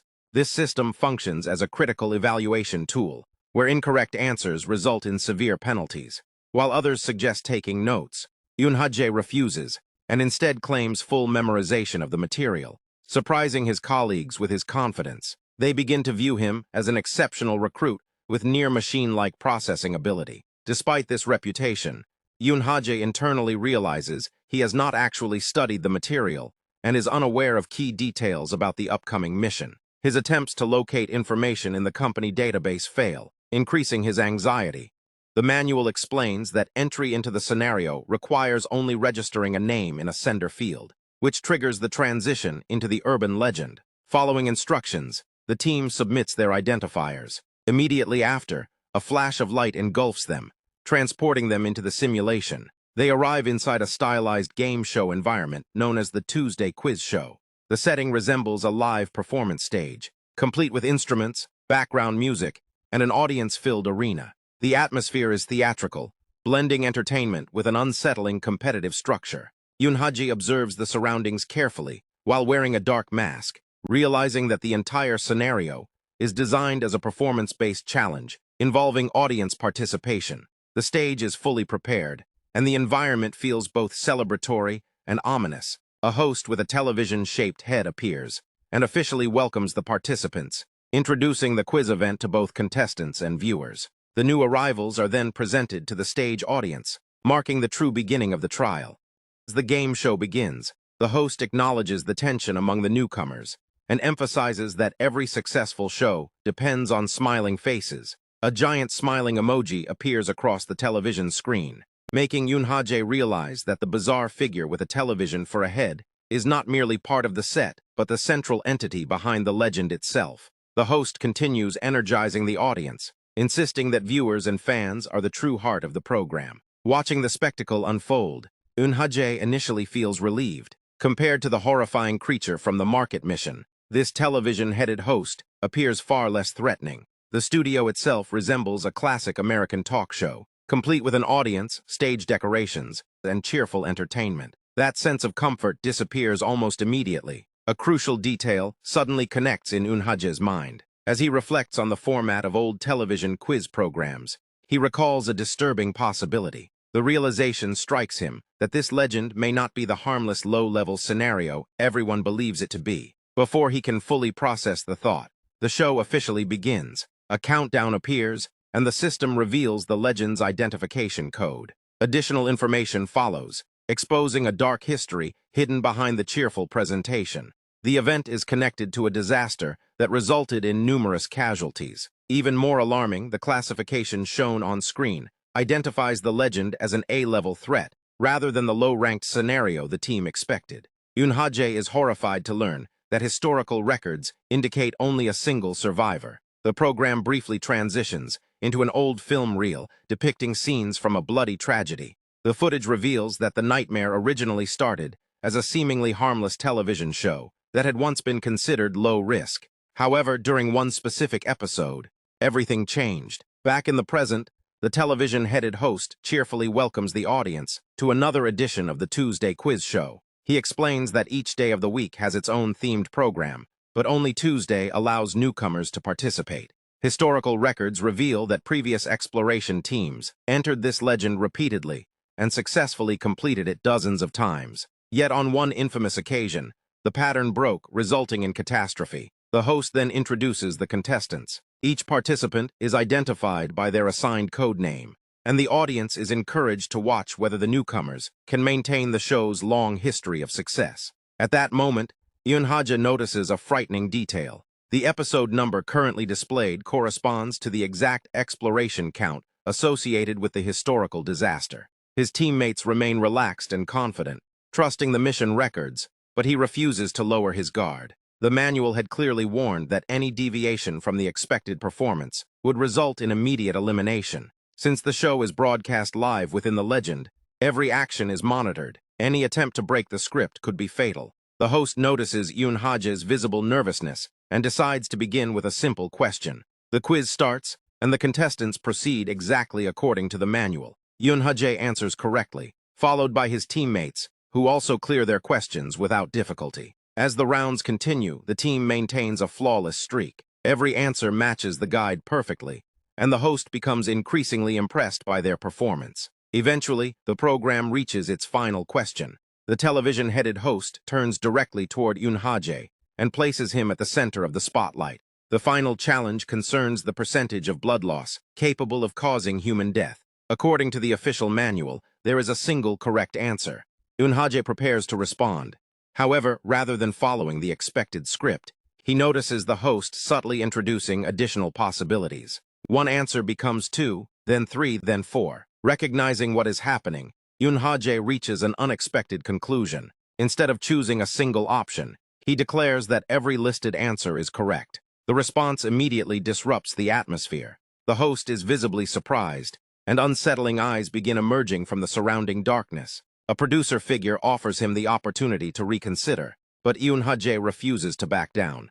He remains committed to his unusual answer, despite the mounting pressure. After a tense pause, the host reveals that the original script intended a different response. Nevertheless, he praises Eunhaje's choice for being more memorable and entertaining than the expected one. Because the show values entertainment above strict correctness, the answer is accepted. Relief floods through Eunhaje as he realizes he has survived the most dangerous moment of the quiz. The host officially concludes the 110th Tuesday quiz show and announces that the night's competition has ended. Yet he also reminds everyone that every episode can have only one true winner. To Eunhaje's surprise, he is declared the champion of the show. Although grateful to have survived, he cannot understand why he was selected over the others. For a brief moment, he believes the nightmare has finally come to an end. The scoreboard displays the number 99, and the host bids farewell to the audience while teasing a future special guest. Then the atmosphere changes. The studio lights fade until only Eunhaje's desk remains illuminated. Looking around the darkened set, he notices something unsettling. The other occupied seats do not belong solely to members of his team. There are additional participants present in the darkness, individuals who were never introduced and who seem entirely unrelated to the current mission. At that moment, Eunhaje realizes the show may not be over after all. After being declared the winner of the quiz show, Eunhaje notices something unusual in the darkened studio.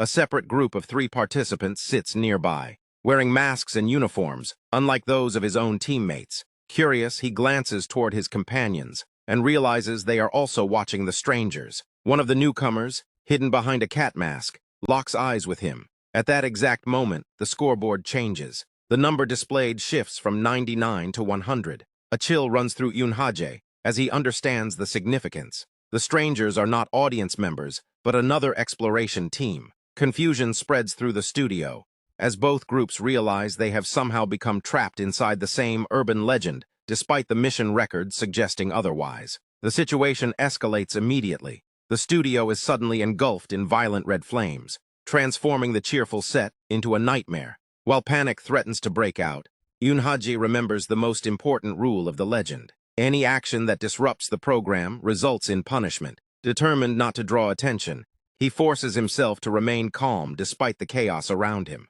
The show continues, as if nothing unusual has happened. Music begins playing, the participants leave the stage, and the credits roll normally. The presenter concludes the broadcast. The audience farewell is delivered, and the recording officially comes to an end. Only after the cameras stop rolling does the atmosphere change. The television-headed host relaxes, relieved that the broadcast was completed successfully. Studio staff begin cleaning the set, while the presenter casually reflects on the episode. Impressed by Eunhaje's performance, the host views him as a natural entertainer and a valuable participant for future programs. The attention then shifts toward the second exploration team. The presenter appears sympathetic at first, but his expression gradually darkens. He announces unexpected news regarding the future of the show. The Tuesday quiz show has been canceled.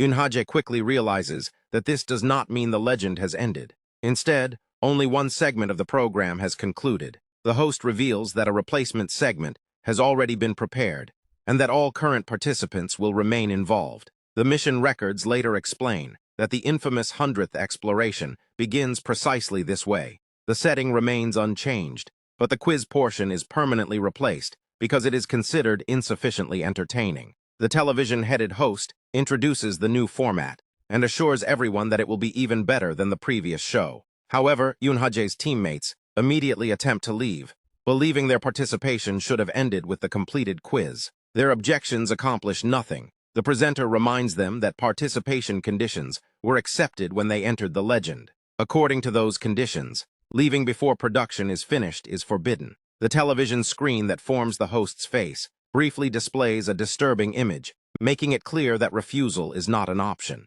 Recognizing the danger, Yoon-haji attempts to negotiate. He reasons that the team needs time to prepare and could simply return another day. Unfortunately, the producers have already finished preparing the set.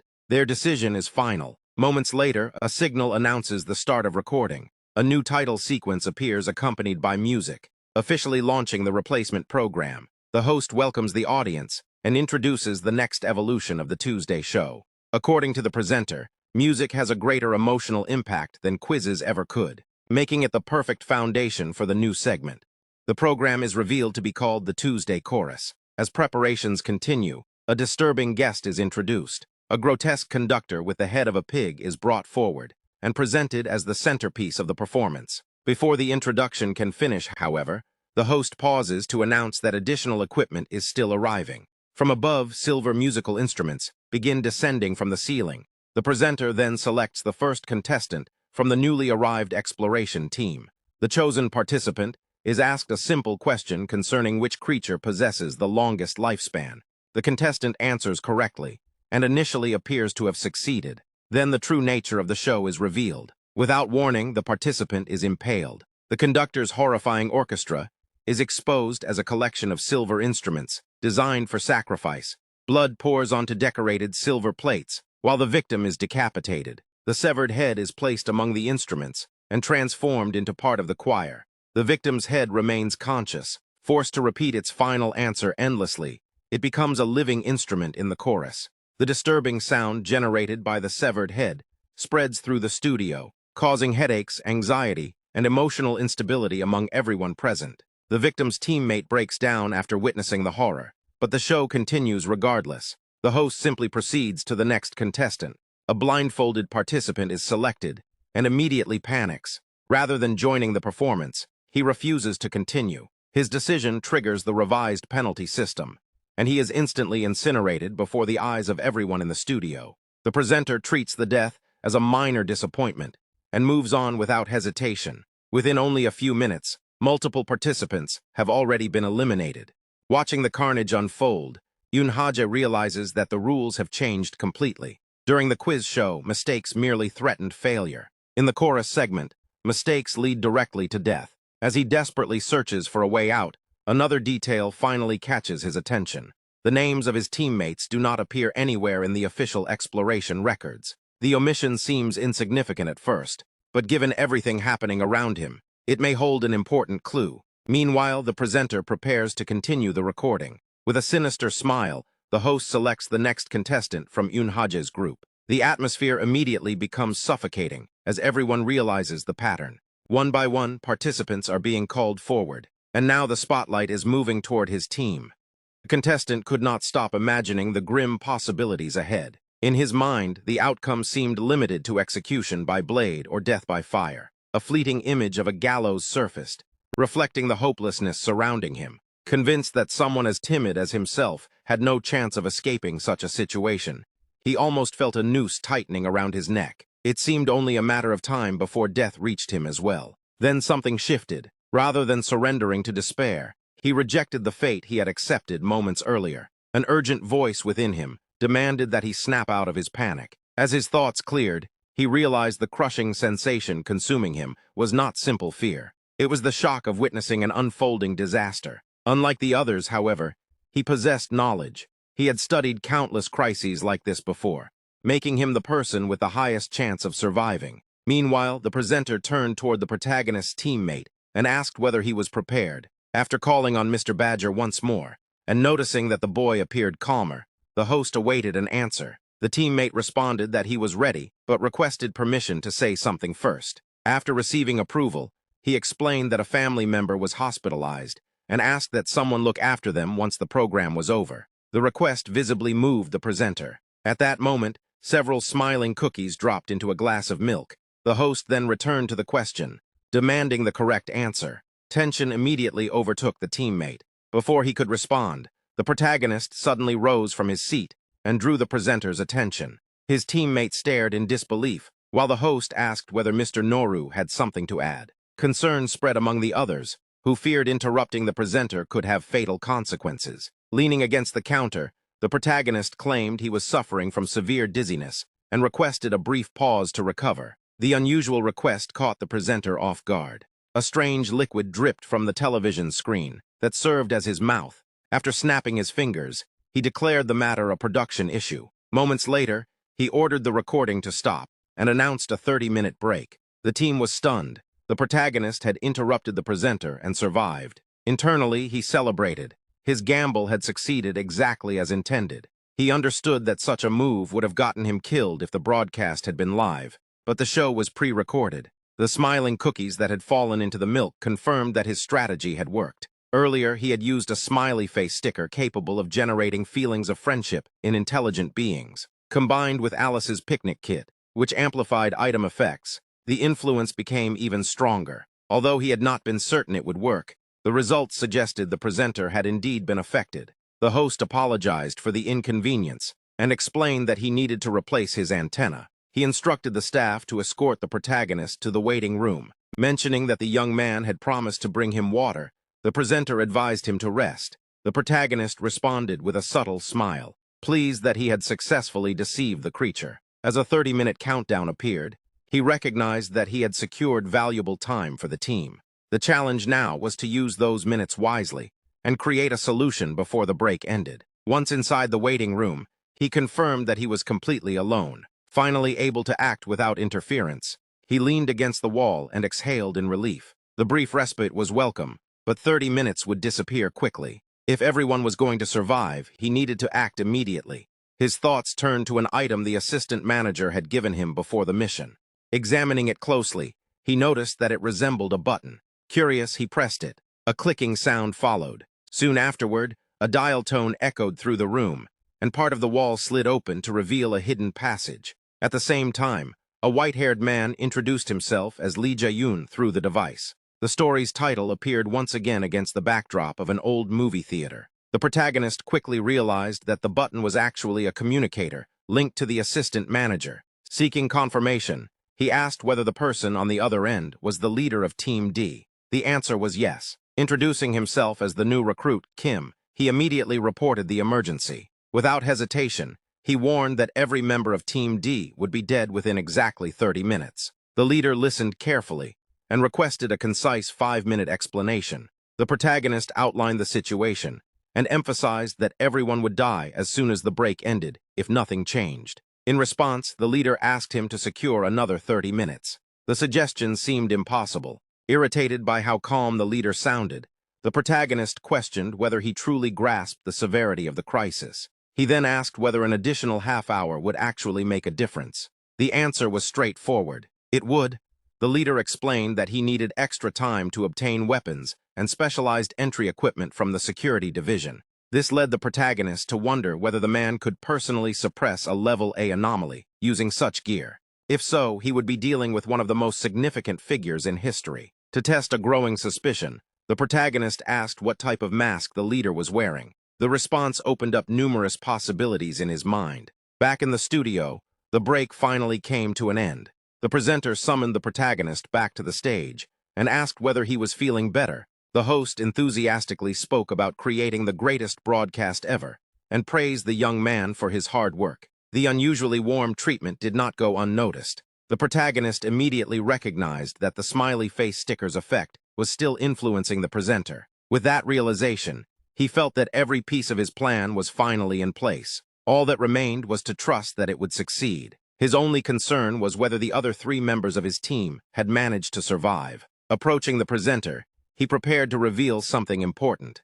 Curious, the host asks what Mr. Corso wishes to tell him. The protagonist realizes that winning the presenter over is essential if his plan is going to succeed. He starts by complimenting the host, admiring the passion and commitment he has invested in the program. He continues by praising the show's set design and overall presentation, emphasizing how all its elements come together to create something captivating. According to him, the program is so engaging that it is impossible to look away, and he spares no effort in expressing his admiration. The presenter is delighted by the praise. His television face lights up with a cheerful emoji as he thanks the protagonist, explaining that the broadcast is the result of everyone's efforts and that the young man is already part of that process. The protagonist then shifts the conversation, saying that while he genuinely enjoyed the show, he regrets how much it has changed over time. He points out that the live band has been downsized, the punishment segments have vanished, and even the audience applause has been replaced with recordings. Reflecting on the past, he remembers that the waiting room once served as the host's personal space and was decorated with old posters. From this, he concludes that the show has undergone a complete overhaul to reduce expenses. He wonders what prompted such drastic changes and suggests that the presenter himself may not be satisfied with the current version of the program. The unexpected observation catches the host off guard. Static begins flickering across his screen as he remarks that such matters are not something participants should concern themselves with. The protagonist quickly apologizes and claims that his comments came from admiration for the original show. He explains that he was disappointed when the old version was discontinued. The presenter responds by noting how unforgiving the entertainment industry can be, adding that survival depends on adapting to audience preferences. The protagonist passionately argues that he preferred the earlier format. He praises its live interaction with viewers and the way the stories felt vibrant and authentic. Speaking as a fan,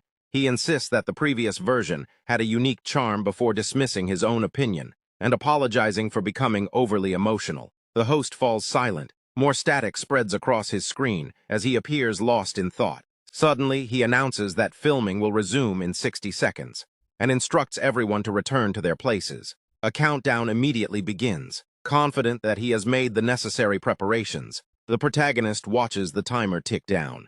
During the countdown, the severed head of the other contestant continues screaming on stage. Eventually, the score reaches 100 and the show resumes. The title of the story appears once again against a red film reel backdrop. Meanwhile, in the communications room, the team leader is questioned about the mask he wears. He reveals that it represents a lizard, confirming the protagonist's earlier suspicions. Back in the studio, the presenter announces that it is finally time for Mr. Badger to answer. The protagonist quietly addresses his colleague, calling him the assistant manager. He knows that his companion intends to claim ignorance, so he can be incinerated instead of beheaded. Refusing to accept that outcome, the protagonist urges him to answer correctly, insisting that it is far too soon to surrender. The presenter grants him 3 seconds to respond. For a moment, the colleague remains silent, overwhelmed by the hopelessness of the situation. He clenches his teeth, struggling to decide what to do. At the last possible second, he blurts out that the correct answer is number 4. The presenter confirms that the answer is correct. The conductor immediately prepares to transform him into a member of the choir. A bright light floods the stage, signaling that the execution process is about to begin. At the same time, the team leader reports that his equipment can establish access to the interior of the ghost story. However, the opening it creates is only capable of transporting very small objects. Acting quickly, he tears apart the postcard bearing the inscription and instructs the protagonist to throw it with all his strength. A portal opens, and the torn postcard begins shining intensely. A streak of green energy lashes out and strikes one of the musical triangles, shattering it. From the portal, a single AAA battery emerges and lands on the studio floor. The protagonist immediately realizes that events are unfolding exactly as he predicted. His theory about the team leader proves correct. It becomes clear that the leader is one of the exploration team's few combat specialists. Understanding that a direct attack against the conductor would be ineffective, he deliberately targeted the instrument instead. The protagonist reaches an important conclusion. If the flow of the show can be interrupted, even briefly, there may still be a chance to change the outcome. Back on stage, the presenter calls upon the conductor to transform Mr. Badger into a choir member. Receiving no response, he repeats the request, reminding him that both the contestants and the audience are waiting. The pig-headed conductor stands motionless. Then an unsettling sound begins emerging from his damaged snout. Moments later, a horrifying, distorted scream erupts through the studio. The creature's cry echoes across the stage, sounding like multiple voices blended together in agony. The protagonist turns his attention toward the conductor and demands to know what he is doing. He continues berating him while the creature writhes in pain. The screams become a chorus of suffering, unlike anything heard before. Without warning, blood splashes across the presenter's screen, shattering the carefully maintained atmosphere of the program. The host immediately turns on the protagonist, accusing him of disrespecting the show. As he points at him, Flames suddenly engulf the young man's body. Despite the danger, the protagonist argues that true entertainment should not rely solely on guests. He speaks about the importance of a show's foundation, the emotional experience of witnessing events unfold, and the connection created between performers and audience members. He describes the thrill of uncertainty and the anticipation that keeps viewers eagerly awaiting the next moment. The presenter then directs his frustration toward the conductor, declaring that the producers fail to understand these principles and have no right to create entertainment. Turning toward the audience, he boasts that unlike them, he is capable of producing a genuine show. The protagonist's colleague immediately senses that something is terribly wrong. The host, who should have been only a D-rank entity, has just incinerated an A-rank ghost story. The presenter himself appears unsettled by what has happened, realizing it was never part of the plan. He then calls for Mr. Corso and thanks the protagonist, crediting him with inspiring a new vision for the program. He praises the young man's creativity and expresses a desire to see more of him in future broadcasts. Promising an invitation to the next show, the host ultimately decides to let them leave for now. The scene shifts back to the office, where the team finally realizes that Salem's plan has succeeded. Everyone is exhausted and stunned by everything they have just endured. One teammate embraces the others and praises Salem as both brilliant and completely insane for pulling it off. Looking down at the communicator in his hand, Salem feels immense relief. He survived the ordeal and managed to escape. However, Yunhaje suddenly notices the device and exclaims that it is his collector. In the very same instant, the communicator begins to melt. The object transforms into a pool of golden liquid before everyone's eyes. Shocked by the sight, the girl realizes that it had been an A-rank item all along. To make matters even more astonishing, the team has managed to clear the mission in only 2 days.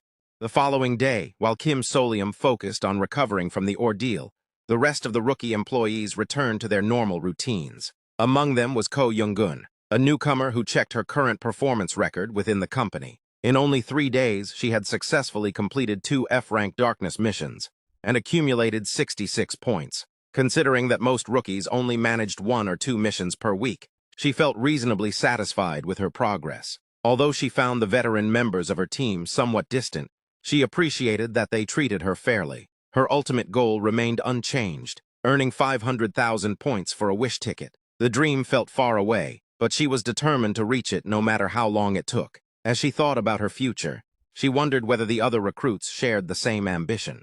Curious, she opened the Daydream Company's rookie group chat and considered adding Solium to it as well. Before she could do anything, the chat exploded with activity. Dozens of messages flooded in almost simultaneously as news spread that Kim Solium had participated in an A-rank graduation ceremony. The revelation left the newcomers stunned. The story then shifts back to the afternoon of the previous day with Solium's team. One of his colleagues mentions that many employees believe he deserves an immediate promotion.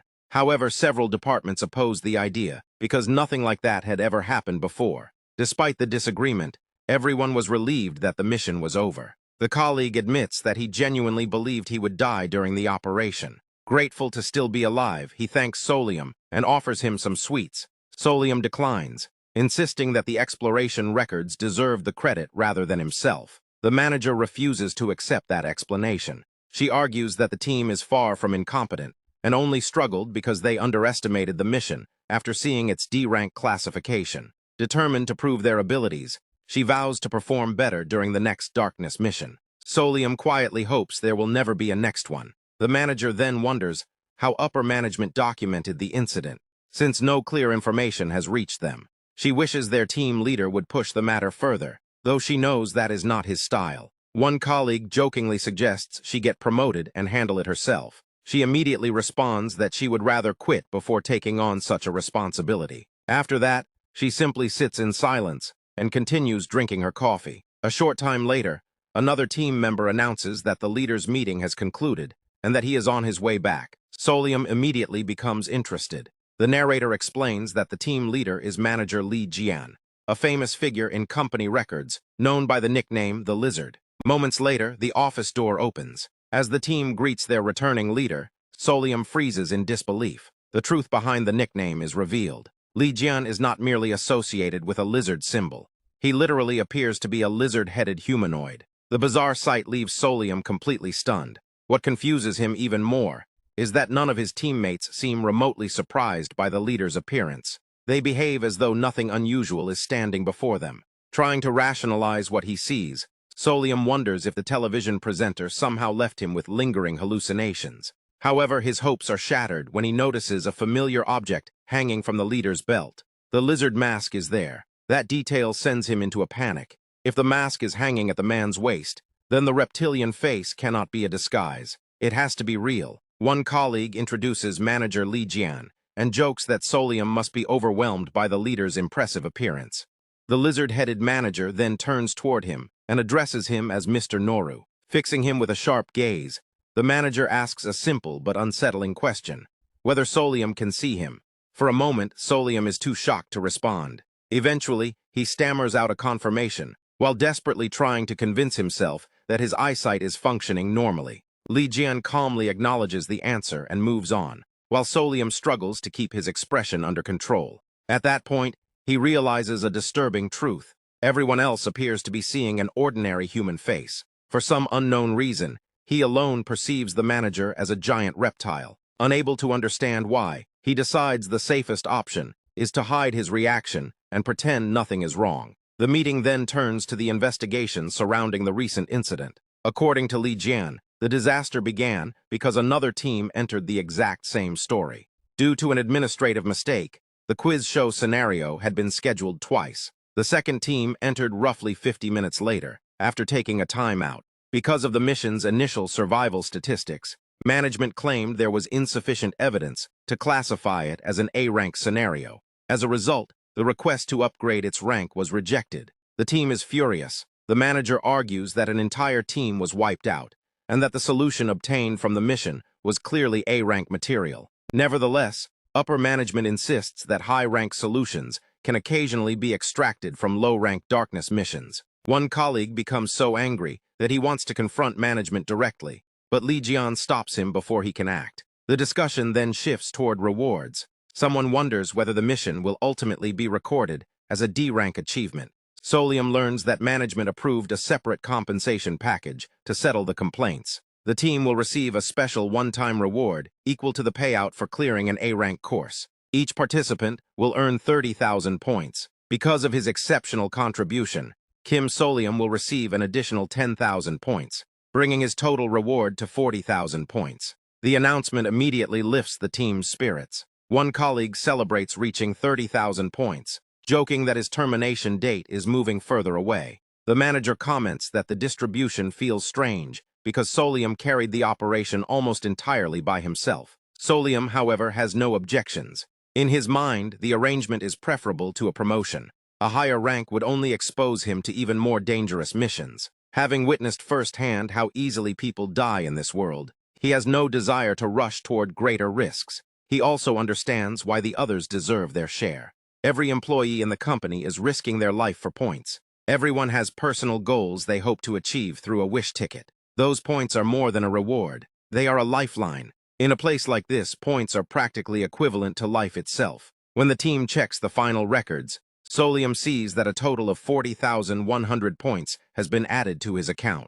The realization makes him smile. With a single mission, he has already earned roughly 8% of what he needs for a wish ticket. The rest of the team appears equally satisfied with the outcome. The manager glances toward Li Jian, and the lizard-headed leader silently returns the look without saying a word. Noticing the positive mood, Solium points out that everyone survived and earned their rewards. The manager's expression immediately brightens. With excitement shining in her eyes, she declares that the team should celebrate their success. The scene shifts to a steakhouse, where the team gathers for a celebration dinner. SEO attempts to grill the meat himself, but a co-worker stops him, insisting that newcomers should simply relax and enjoy the meal because they would have plenty of work ahead. In reality, Seo only needed somewhere else to focus besides staring at Yunhaje. The moment reassures him that no one else seems to see a lizard face. As the dinner continues, Seo finds the atmosphere surprisingly pleasant. The drinks ease his tension, and he realizes how different this feels from the business dinners he usually attended just to impress clients.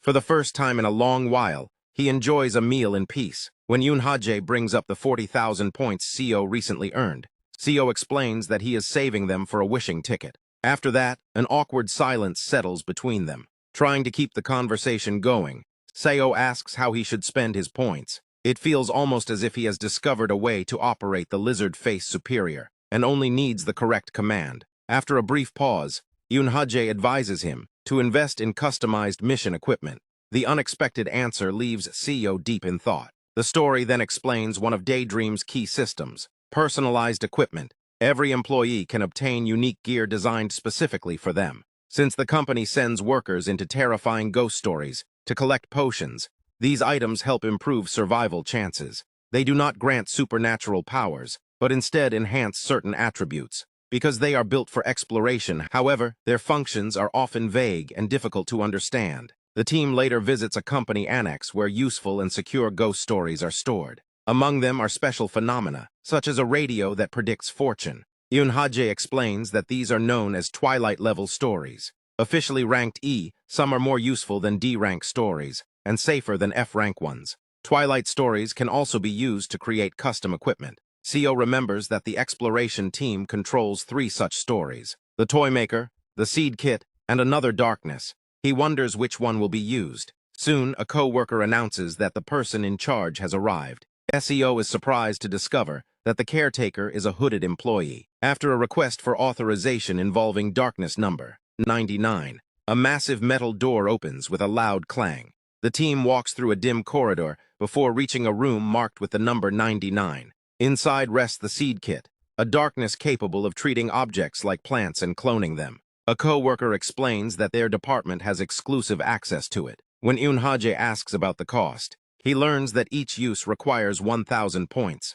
The price shocks Seo, who wonders why the company does not cover such expenses. The co-worker explains that assistant managers receive 2 free uses per year. Although reluctant to spend so many points, Seo remembers Yoon-hae's recommendation and decides to trust the judgment of an experienced survivor. He recalls reading that the Seed Kit can merge 2 items into a new one while preserving the originals. Since the materials are not permanently lost, the process is relatively safe. The co-worker offers loaner materials if Seo lacks suitable items. He then asks the team leader to display his equipment. The leader reveals a butter knife capable of cutting through space itself. Seo immediately realizes this was the tool used during the quiz show incident.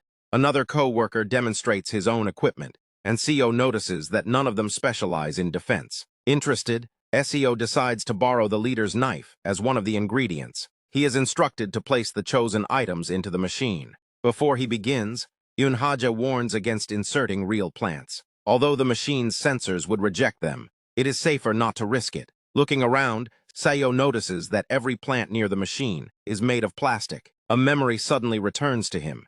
He recalls reading about an employee who once fed a real plant into the Seed Kit. The experiment produced a disastrous creature that took security 7 days to contain. Remembering the report, Seo fully understands the danger. After considering his options, he decides to combine the spatial knife with a silver coin purchased at the Space Mall. Although he carries several supernatural items, including the valuable smiley face sticker from the quiz show, he chooses not to use them. When asked about the coin, he casually describes it as a travel souvenir. The others compliment its durability and convenience. Seo briefly wonders whether the lizard-faced Yoon-hae recognizes the coin's true nature as a supernatural object. He ultimately decides it makes little difference in a world already filled with ghost stories. The process begins. The machine scans Seo's genetic information, treating him as if he were the caretaker of a plant. Once the scan finishes, it starts combining the data from both items. A bright green light fills the room,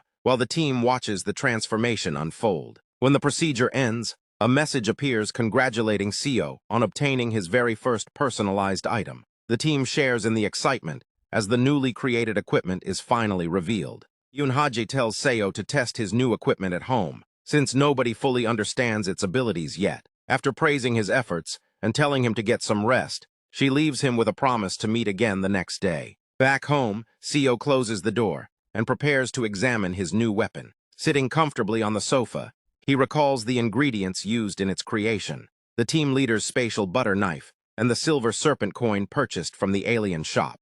The result is an unusual coin marked with a hand-drawn symbol. Holding it carefully, Seo wonders whether the fusion was successful or if he had simply created a worthless trinket. An idea comes to mind. Assuming the coin must be activated like a normal coin, he tosses it into the air. The moment it spins, the coin glows. As it falls, a ghostly hand emerges from it and rushes toward his face, startling him. Instead of attacking, the hand forms a gesture that seems to request payment. Confused, CEO experiments. A small coin produces no response, but a larger denomination is accepted immediately. The phantom hand even reacts with a cheerful heart before flying around the room. Moments later, the spectral hand merges into CEO's real hand. A strange sensation spreads through his body, and a coin-shaped mark appears on his skin.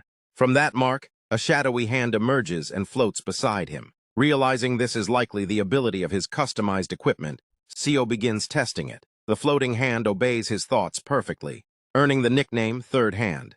It can write, grip objects, open doors, pry open lids, and perform tasks with strength and precision nearly identical to his own. Its effective range reaches about 3 meters. Further testing reveals a limitation. The ability only lasts around 5 seconds after activation. Although it lacks the spatial cutting power of the original butter knife, CEO concludes that it is far more practical for everyday use inside ghost stories. Satisfied with the result, he records the item in his inventory list. In his view, spending money for 5 seconds of telekinetic assistance was well worth the cost. Later, lying on his bed, Seo notices how well he feels despite everything. He reflects on how fortunate he has been to receive support from people like Park Min-young and Yoon Ha-jae. Without Yoon Ha-jae's trust, he would never have gained assistance from Lee Jian.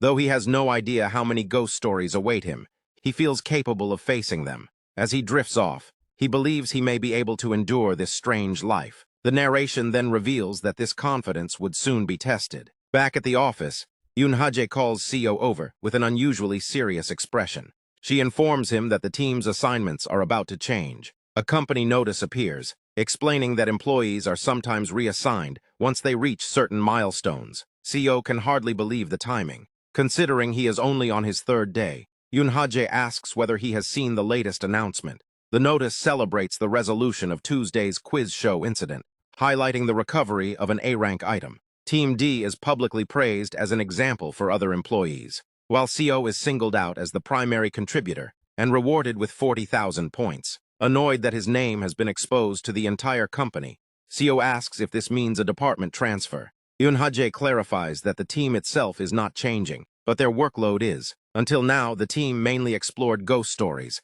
that came with detailed manuals and instructions. Going forward, they will be sent into unexplored darknesses that have no manuals at all. These missions involve entering completely new ghost stories with little or no information. Yoon Ha-jae complains that success only seems to result in harder work. The discussion grows tense when the lizard-faced superior appears and questions the decision. Sending employees into stories without guidance sounds dangerously close to a death sentence. The team struggles to find any justification for the policy, but the leader points out that people die even when complete manuals exist. From his perspective, the difference is smaller than most people think. CEO shifts the conversation by asking whether there are any benefits attached to the reassignment. This time, the answer is encouraging. Such missions offer significantly higher rewards. Additional points are granted, with payouts ranging from 3 to 4 times normal rates, and potentially reaching 15 times the standard amount. The team's mood changes immediately. SEO watches his teammates react with obvious excitement. Since he still possesses records from the Exploration Wiki, he views the opportunity as less of a gamble and more like a massive bonus event. The prospect of increased rewards quickly lifts everyone's spirits. Motivated once again, the team heads to the 17th floor for their next assignment. Floors 17 through 20 belong to the development headquarters, and the 17th floor houses researchers responsible for investigating new darknesses. The area resembles a futuristic laboratory filled with advanced equipment. Because of the company announcement, CEO notices that many people are treating him like a minor celebrity. As he steps forward, an uneasy feeling tells him that this mission will be far more difficult than the last. Before long, a smiling researcher in a white lab coat approaches and studies him closely. Researcher approaches the team and introduces himself as the person overseeing the 17th floor. CEO watches curiously as a white-haired man wearing glasses arrives with a friendly smile. The newcomer introduces himself as Kwak Jae-gong, manager of Research Team 1. The name immediately catches CEO's attention. Even so, he politely greets him and introduces himself in return. Kwak Jae-gong praises his manners, while a co-worker casually reminds Seos that the man is only a manager. Seo knows that statement is misleading, as the co-worker herself holds only an assistant position. His surprise has little to do with rank. A profile from the exploration records reveals why. Kwak Jae-gong is a well-known researcher connected to the study of darknesses, and is considered unusual among employees for being cheerful and outgoing. With his usual smile, he mentions that they will likely be meeting often before greeting Li Jian and the lizard-face superior. Kwak Jae-gong explains that Research Team 1 specializes in investigating newly discovered anomalies. Team D's role is to enter these unknown darknesses, gather information, and submit reports. Those reports are later used to create official exploration manuals. After welcoming Team D, he instructs them to review the records gathered from civilians and previous explorers. One of Seo's co-workers becomes irritated by his confident attitude. Before the discussion continues, another researcher jokingly proposes a betting pool to predict the rank of the new darkness. SEO immediately refuses. The casual attitude toward gambling inside a workplace leaves a bad impression on him. Laughing, Kwak Jae-gong brushes it off as harmless fun and claims nobody gets hurt over small wagers. Seo still believes it crosses a professional boundary. Realizing the reaction he caused, the researcher quickly changes the subject and insists he was only joking. He then reassures the team that the situation is not especially deadly, since multiple civilians managed to escape. Nearby, researchers continue discussing the government's decision to seal off the affected area. Returning to the task at hand, a co-worker asks Seo to examine the collected records. Since several civilians escaped alive, the team estimates the darkness is probably no higher than rank D. As Seo begins reading, two details immediately stand out: a strange online video platform and clowns. Soon afterward, everyone gathers around a screen. The footage begins with the image of a disturbing clown standing alone in a room. The camera slowly focuses on its unnatural grin and jagged teeth. Moments later, the clown itself appears terrified. Screaming in agony, the horrifying cries continue as the recording grows increasingly distorted. Without warning, a crimson demonic hand grabs Seo from behind. Before he can react, he is dragged into a portal. Instantly realizing that the ghost story is real, Seo can only watch helplessly as the world around him disappears. Behind him, Kwak Jae-gong calmly observes the scene and cheerfully sends the team off. As Seo is pulled away, he desperately wishes the so-called triple points event had never happened. His protests are ignored as a massive clown looms before him. A system message appears: "Clowns hate you." A giant clown face materializes on the wall. The mission has begun. Seo finds himself inside an endless hallway, lined with countless clown portraits. Looking closer, the team realizes the faces are not painted clowns at all. They are ordinary people, whose expressions have been twisted into grotesque smiles. The deeper they look, the stranger the portraits become. Records suggest that missing individuals eventually appear among the paintings themselves. One co-worker admits that the entry alone nearly scared him to death. In contrast, the purple-haired teammate remains surprisingly relaxed, convinced the darkness is not particularly threatening. Yunhaje proposes an unusual strategy. To adapt to the darkness, everyone should close their eyes for 60 seconds. Seo is horrified by the suggestion. Closing his eyes in a hallway filled with nightmare-inducing portraits sounds insane. Yet when his teammates willingly follow the instruction, he reluctantly does the same. During those moments, Seo comes to a realization. His co-workers and the lizard-faced superior simply do not experience fear the way ordinary people do. They are the kind of individuals who find horror boring and only feel excitement when standing near death itself. Even so, Seo remains convinced that anyone would panic if the portraits suddenly started moving. The team leader mentions that some survivors escaped through empty picture frames. Hearing this, one co-worker decides to inspect every portrait they encounter. The leader agrees, reasoning that even if monsters emerge, they would probably move slowly. As they proceed, a co-worker points out a particular portrait that resembles a movie poster and tells Seo to take a look. Opening his eyes, Seo finds himself staring directly at a horrifying floating head. The portrait matches the description of one of the missing civilians. Realizing the implication, the team understands what is happening inside the darkness. A co-worker asks whether Seo wants to be the first person to touch the painting. Instead of answering immediately, he pauses to think. Then, to everyone's shock, Seo confidently announces that he has already figured out the escape method. The team is stunned. Barely 5 minutes have passed since their arrival. For Seo, however, this may be the only opportunity he will get. Determined not to waste it, he prepares to begin an extremely fast escape plan before the darkness can reveal more of its dangers. Seo pulls out his customized coin, which immediately begins glowing in his hand. He tosses it into the air, activating its ability. A ghostly hand wearing a white glove emerges from the coin and cheerfully greets the team. When asked whether the equipment belongs exclusively to him, Seo confirms it does. He then feeds several 501 coins into the phantom hand. The hand reacts enthusiastically, clapping as floating hearts appear around it, signaling that it is fully activated. Seo explains that the hand is the core function of his customized equipment and can be controlled remotely through coin payments. When questioned about its role in the escape plan, he reveals that it is essential. According to Seo, only one portrait in the endless hallway is correct. Every other painting is a trap. He orders the team to run through the corridor while searching for a specific portrait matching his description. A teammate hesitates and looks toward Yoon Hajae and the team leader for approval. The leader immediately agrees, surprising everyone with how quickly he trusts the newcomer. While the others prepare to sprint, Seo apologizes for dragging them into such a demanding plan. Privately, however, he knows there is another option. A fearless person could simply test every portrait one by one.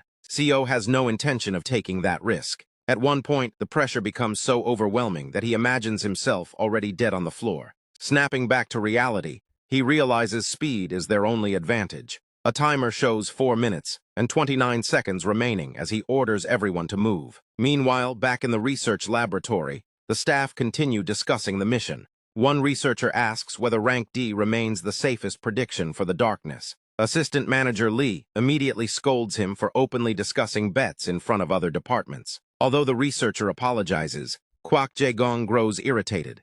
His thoughts drift back to Seo. Despite trying to be friendly earlier, he feels completely ignored by the newcomer. The irritation quickly becomes resentment. In his mind, field explorers are little more than test subjects, and Seo's attitude seems strangely arrogant. Acting on impulse, Kwak enters an anonymous company chat and places a wager that Seo will die inside the darkness. Elsewhere, Assistant Manager Lee begins reviewing reports from previous victims. He criticizes those who failed to close the mysterious advertisement connected to the darkness. Survivor testimonies reveal that escape was possible through an empty portrait left behind after a clown vanished, but none of the accounts agree on which portrait was correct. The traditional escape method appears exhausting. Victims must repeatedly awaken the clown, flee from it, and sometimes even confront it directly. The cycle continues until their stamina gives out. Based on those records, Lee assumes at least 1 or 2 members of Team D will not survive. Then his computer suddenly displays a mission complete notification.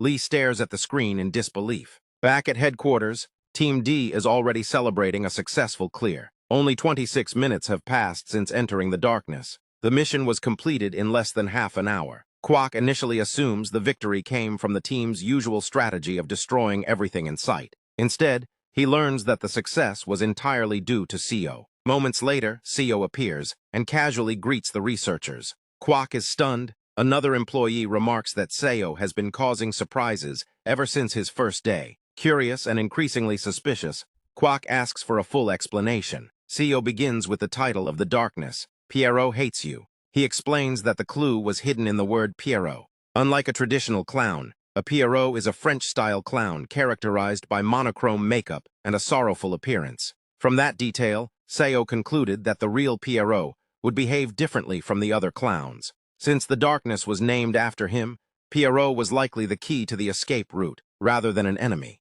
To test the theory, the team searched for a portrait depicting a monochromatic clown. Using Seo's third hand from a safe distance of 3 meters, they remotely touched the painting. The moment they did, Pierrot vanished from the portrait and revealed the exit. According to Seo, that was all it took. The explanation leaves both Kwak and Lee speechless. They cannot believe he pieced together the solution in under 30 minutes. Still unconvinced, Kwak points out a flaw. Turning on lights causes the clown portraits to become active, so identifying Pierrot should have been impossible. Seo calmly explains that the team leader recognized the correct portrait immediately. The image of the lizard-faced leader effortlessly spotting the answer flashes through Kwak's mind, leaving him even more disturbed. A teammate insists that the leader deserves little credit because Seo was responsible for nearly every deduction. Looking through Seo's notebook, Kwok realizes that the entire theory was built from a handful of preliminary clues. Lee is equally astonished. Thanks to Seo's deductions, the first draft of the official exploration manual can now be completed immediately. Neither researcher can understand how a newcomer assembled such an accurate theory so quickly. Both begin wondering whether Seo is truly an ordinary human. As the discussion continues, a co-worker reminds the team leader that any item recovered from the darkness must be surrendered for inspection. In response, the leader reveals an object hidden beneath a white cloth. Seo explains that Pierrot attempted to escape after the mission ended, but the team leader simply caught him and brought him back. Watching the scene unfold, Lee concludes that Seo and the leader are equally terrifying. Their abilities seem so unnatural that he briefly wonders whether they might actually be related. Just then, another white-haired researcher approaches and asks about the new recruit, Kim Seo. He wants to know whether the newcomer has a business card. Kwok immediately realizes the question is not really about a card at all. In his view, Seo may appear clueless at times, but there is something far more significant hidden beneath that act.